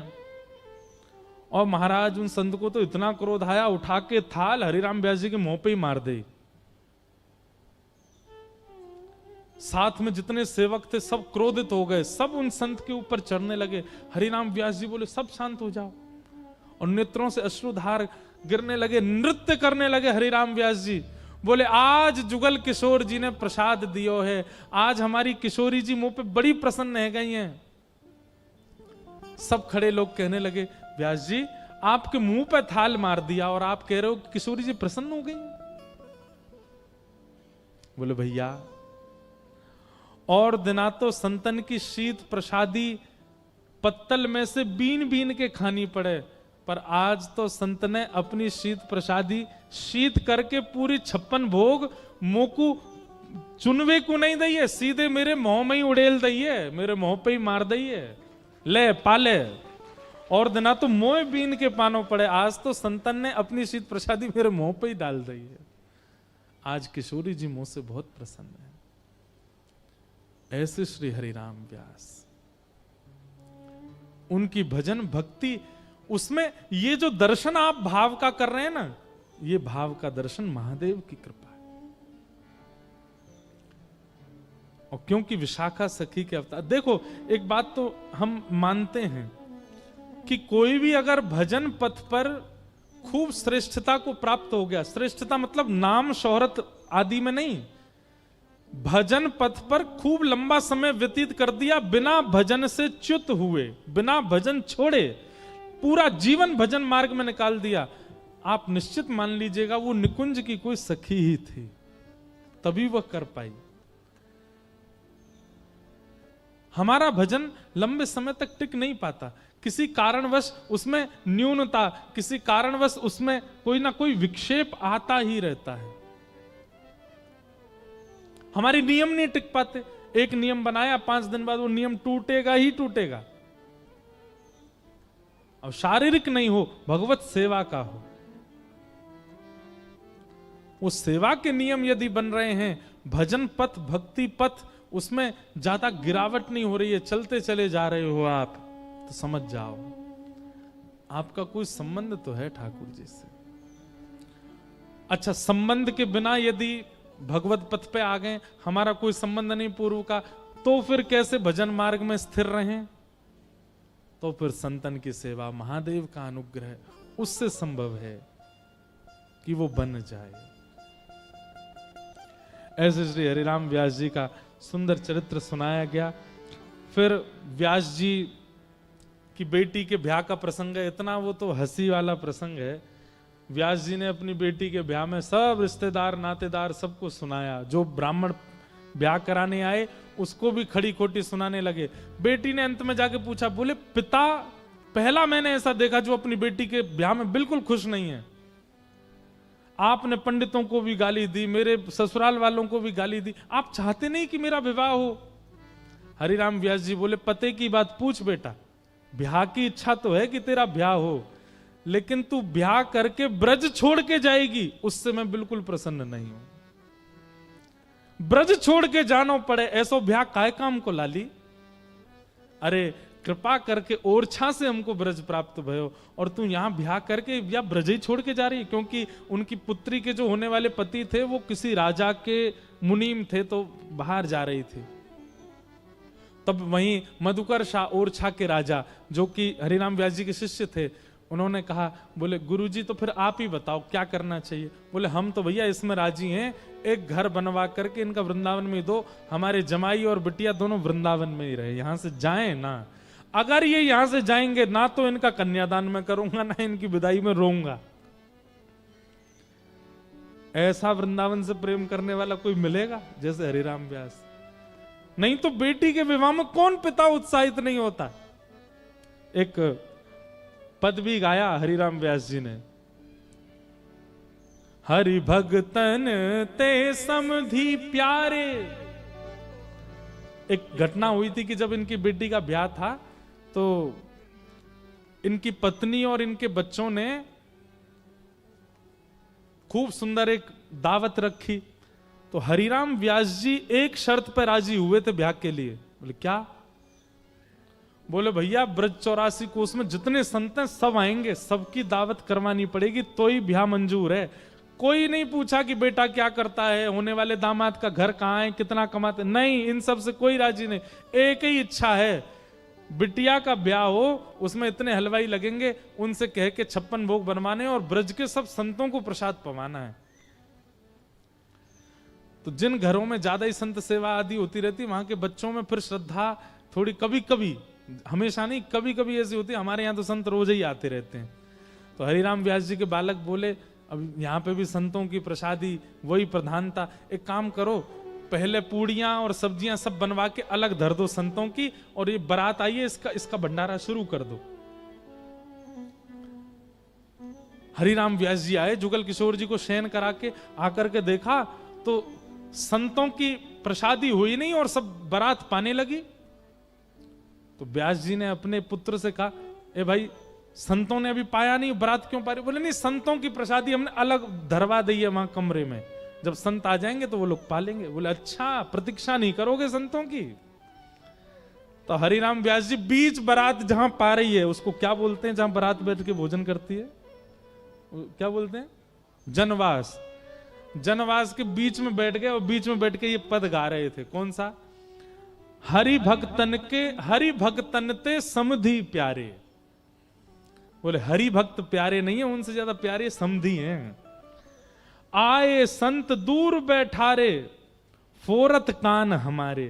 हाँ, संत तो मृदंग लेके आएंगे, मंजीरा लेके आएंगे, उनके भजन कीर्तन से कानों में दर्द होता है, इसलिए दूर बैठा देते हैं संतों को। और समधियों के लिए जनवासा बनाया, क्या सुंदर व्यवस्था करी है, क्या बढ़िया बढ़िया पकवान बनने। दूर देश ते सारे आए, ते घर में बैठारे। सारे सरे जाएं, इनको तो घर में बैठा रहे हैं। और उत्तम उत्तम पालिका सोर सुपेती, भोजन विविध समारे। भक्तन दीजे चून चून चननी को, इनको सिलवट न्यारे। व्यास दास ऐसे विमुखन जम, गन सदा कढ़ेरत हारे। अपने परिवार को ही सुना रहे हैं। इतने में ही वो पंडित जी आए जो ब्याह पढ़ाने आए थे। बोले व्यास जी, हम भी ओरछा के ब्राह्मण देवता हैं।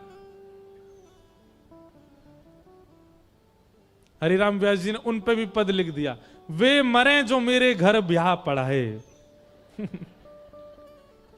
जो आवे सामने सबको व्यास जी सुनाते ही जा रहे, सब लोग हाथ छोड़ के तर तर कांपे। अंत में आकर के पुत्र ने कहा, पिताजी कैसे राजी हो गए आप? बोले नई रसोई बनवाओ, चाहे खर्चा दुगुना हो, जमीन बेचनी पड़े, पहले 84 कोस के संत पाएंगे, उसके बाद बारात आवेगी। बारात वापस जनवासे से बाहर जाके खड़ी, भाई दुल्हा दोबारा घोड़ी पे बैठ गया। पहले संत आए, सबने आके प्रसाद पायो, वाके बाद बारात को स्वागत। ऐसे संत सेवी ब्रजनिष्ठ श्री हरिराम व्यास जी महाराज। ऐसे श्री हरिराम व्यास। और भी कई इनके पद हैं जिनमें गालियां खूब हैं। एक बार क्या हुआ कि संत बैठे थे, तो संतों ने प्रेमवश हरिराम व्यास जी को भी पंगत में बैठा लिया। तो इनकी पत्नी दूध मलाई परोस रही थी। तो हरिराम व्यास जी देख रहे थे, ये मलाई कितनी परोसेगी। तो हरिराम व्यास जी ने क्या देखा, सब संतों की दोना में चम्मच से मलाई रोक लेती है, केवल दूध दूध दे रही है, मलाई रोक ले रही है। और जैसे हरिराम व्यास जी का दोना आया, सबरी मलाई व्यास जी पे धर दी। हरिराम व्यास जी ने इस पे भी पद बना के गा दियो। बोले खसम को मलाई और इन संतन को कोरो कोरो दूध दे रही है। तू नरक में जावेगी तो यम खींच के ले जाएंगे, तू ऐसी होगी वैसी होगी। कान पकड़ लिए। बोले क्या करें? बोले दूसरा दूध ओटा मलाई लेके संतन ने पवा। संतन की सेवा में, ब्रज की सेवा में इतनी सी भी चूक व्यास जी को स्वीकार नहीं है। फिर आपके भी पुत्र हुए, उन पुत्र को आपने स्वामी श्री हरदास जी से दीक्षा ग्रहण करवाई। और एक दिन पुत्र और पिता दोनों को रास का दर्शन हुआ। श्री हमारे ब्रज में यमुनापल्ली पार मानसरोवर है ना, वहां मानसरोवर में एक दिन श्री व्यास जी को रास का दर्शन हुआ। कल भी रास हुआ था, आज भी रास, क्योंकि पूर्णिमा जी सामने ही बैठी है ना। अब पूर्णिमा को चंद्रमा उदय हो तो रास तो होएगो, इसलिए रास हो रहा है रोज। अजी वृषभानु के लली सांवरियों से नेहरा लगा के चली। हरि वृषभानु के लले सावरिया सुनेहरा लगाए के चली। अजी वृषभानु की लली सांवरियों से नेहरा लगाए के चली।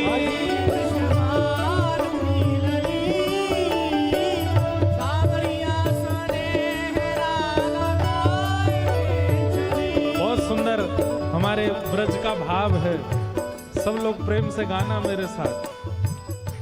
अजी वृषभानु के लले सांवरियों से नेहरा लगाए के चली। हरि वृषभानु के लले सावरिया सुनेहरा लगाए के चली। ओ अयो रे अहीर के तुम। रुको, एफ करो इसको, हम मैंने नीचो पढ़ रहा है, रुको अभी गाऊं ढंग पे। अयो रे अहीर के तू हमरी गली, अयो रे अहीर के तू हमरी गली, अयो रे अहीर के तू हमरी गली, अयो रे अहीर के तू हमरी गली। चंदन छिड़कूं लाला तेरी पगड़ी, चंदन छिड़कूं लाला तेरी पगड़ी। अरे हाँ चंदन छिड़कूं लाला तेरी पगड़ी। हाँ चंदन छिड़कूं लाला तेरी पगड़ी। अजी वृषभानु की लली सांवरियों से नेहरा लगाए के चली। हरि वृषभानु के लली सावरिया सुनेहरा लगाए के चली। अजी वृषभानु की लली सांवरियों से नेहरा लगाए के चली। हरि वृषभानु के लली सावरिया सुनेहरा लगाए के चली। संवादात्मक पद है। किशोरी जी कह रही हैं, अरे लाला तेने मुंह पर रंग डारो, अयो रे अहीर के तू हमरी गली, चंदन छिड़कूं लाला तेरी पगड़ी। नेक्स्ट इसी किशोरी ठाकुर जी को कह रही हैं कि तुम हमारे बरसाने आई हो तो बताऊंगी तुम्हें। ठाकुर जी सब सखान से कह रहे हैं, देखिए रे नेक्स्ट इसी किशोरी जी हमको धमकी दे के जा रही हैं। हाँ नैनो नैनो कजरा मुख भरो पान, नैनो नैनो कजरा मुख भरो पान, नैनो नैनो कजरा मुख भरो पान।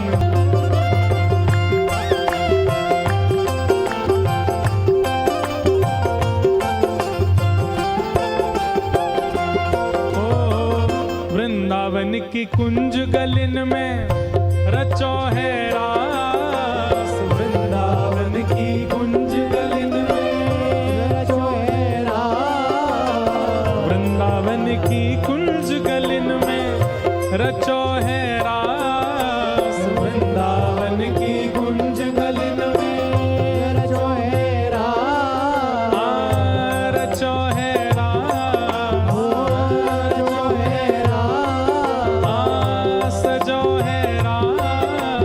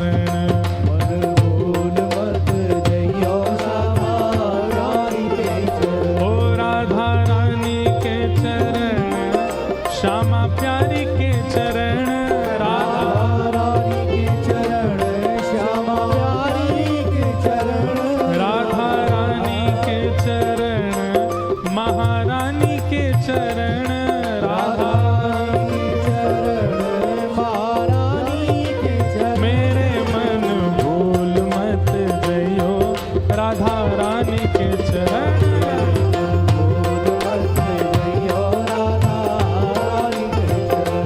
मन भूल मत जइयो राधा रानी के चरण।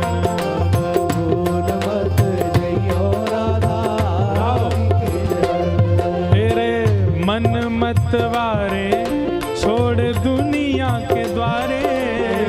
मन मत वारे छोड़ दुनिया के द्वारे। मेरे मन मत वारे छोड़ दुनिया के द्वारे। मन मत वारे छोड़ दुनिया के द्वारे। राधा नाम के सहारे कर जीवन मरण। राधा नाम के सहारे सब जीवन मरण। ओ राधा नाम के सहारे कर जीवन मरण। राधा नाम के सहारे कर जीवन मरण। मेरे मन भूल मत जइयो श्यामा प्यारी के चरण। मत जइयो श्यामा प्यारी के चरण। मेरे मन भूल मत जइयो राधा रानी के चरण। मत जइयो राधा रानी के चरण। वृषभानु की किशोरी, ये व्यास जी पर कृपा महादेव ने करी और महादेव जा पे कृपा करें फिर वहां पे हमारी किशोरी जी रीझ जाएं। वृषभानु की किशोरी सुनी गैया हूत भोरी। वृषभानु की किशोरी सुन गैया हूत भोरी। वृषभानु की किशोरी सुनी गैया हूत भोरी। भानु की किशोरी सुन गैया हूत भोरी। प्रीत जान के हूँ थोड़ी तो है राखेगी शरण। प्रीत जान के वो थोड़ी तो है राखेगी शरण। मेरे मन भूल मत जइयो श्यामा प्यारी के चरण। भूल मत जइयो श्यामा प्यारी के चरण। ओ प्यारे बांके की बांकी ठकुरानी के चरण। प्यारे बाकी की बाकी ठकुरानी के चरण। ओ प्यारे ठाकुर की बांकी ठकुरानी के चरण। प्यारे ठाकुर की बाकी ठकुरानी के चरण। मेरे मन भूल मत जइयो राधा रानी के चरण। भूल मत जइयो राधा रानी के चरण।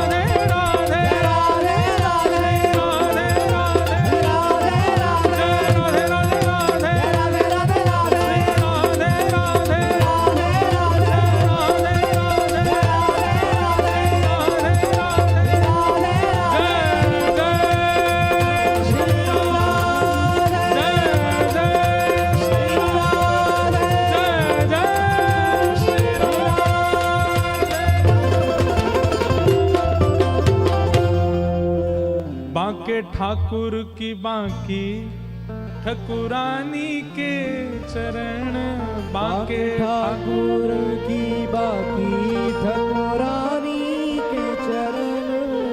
मन भूल मत जयो राधा रानी के चरण, मन भूल मत जइयो राधा रानी के चरण। मन भूल मत जइयो श्यामा प्यारी के चरण, मन भूल मत जइयो श्यामा प्यारी के चरण। जुगल किशोर को लाड़ लड़ायो, नवल कुंज ही अमा। जुगल किशोर को लाड़ लड़ायो, नवल कुंज ही अमा। हे युगल किशोर को लाड़ लड़ायो, नवल कुंज ही अमा। जुगल किशोर को लाड़ लड़ायो, नवल कुंज ही अमा। महादेव की कृपा से कल नरसिंह मेहता को प्राप्त हुए, आज हरिराम व्यास को प्राप्त हो रहे हैं। ऐसे ही नित्य किन किन को भगवत प्राप्ति महादेव के अनुग्रह से हो रही है, सब सुनेंगे हम। कुंजनी कुंजनी की रजधारे, कुंजन कुंजन की रजधारे, कुंजनी कुंजनी की रजधारे, कुंजन कुंजन की रजधारे। हरि व्यास युगल यश गाय, वृंदावन मेरो वृंदावन, वृंदावन मेरो वृंदावन, हे श्री वृंदावन प्यारो वृंदावन। वृंदावन प्यारो वृंदावन। कुंजन कुंजन की रजधारे, कुंजन कुंजन की रजधारे, कुंजन कुंजन की रजधारे, कुंजन की ओ रजधारे। हरि व्यास युगल यश गाय, वृंदावन मेरो वृंदावन, वृंदावन मेरो वृंदावन, हे श्री वृंदावन प्यारो वृंदावन। वृंदावन प्यारो वृंदावन। हमारे गोपाली बाबा, उन्होंने हरिहर मिलन पर कुछ पंक्तियां लिखी हैं, तो हम इसी धुन में ही वृंदावन प्यारो। कहाँ गए गोपाली बाबा, अंतर ध्यान है गए। कितना सुंदर लिखा है इस उत्सव के लिए।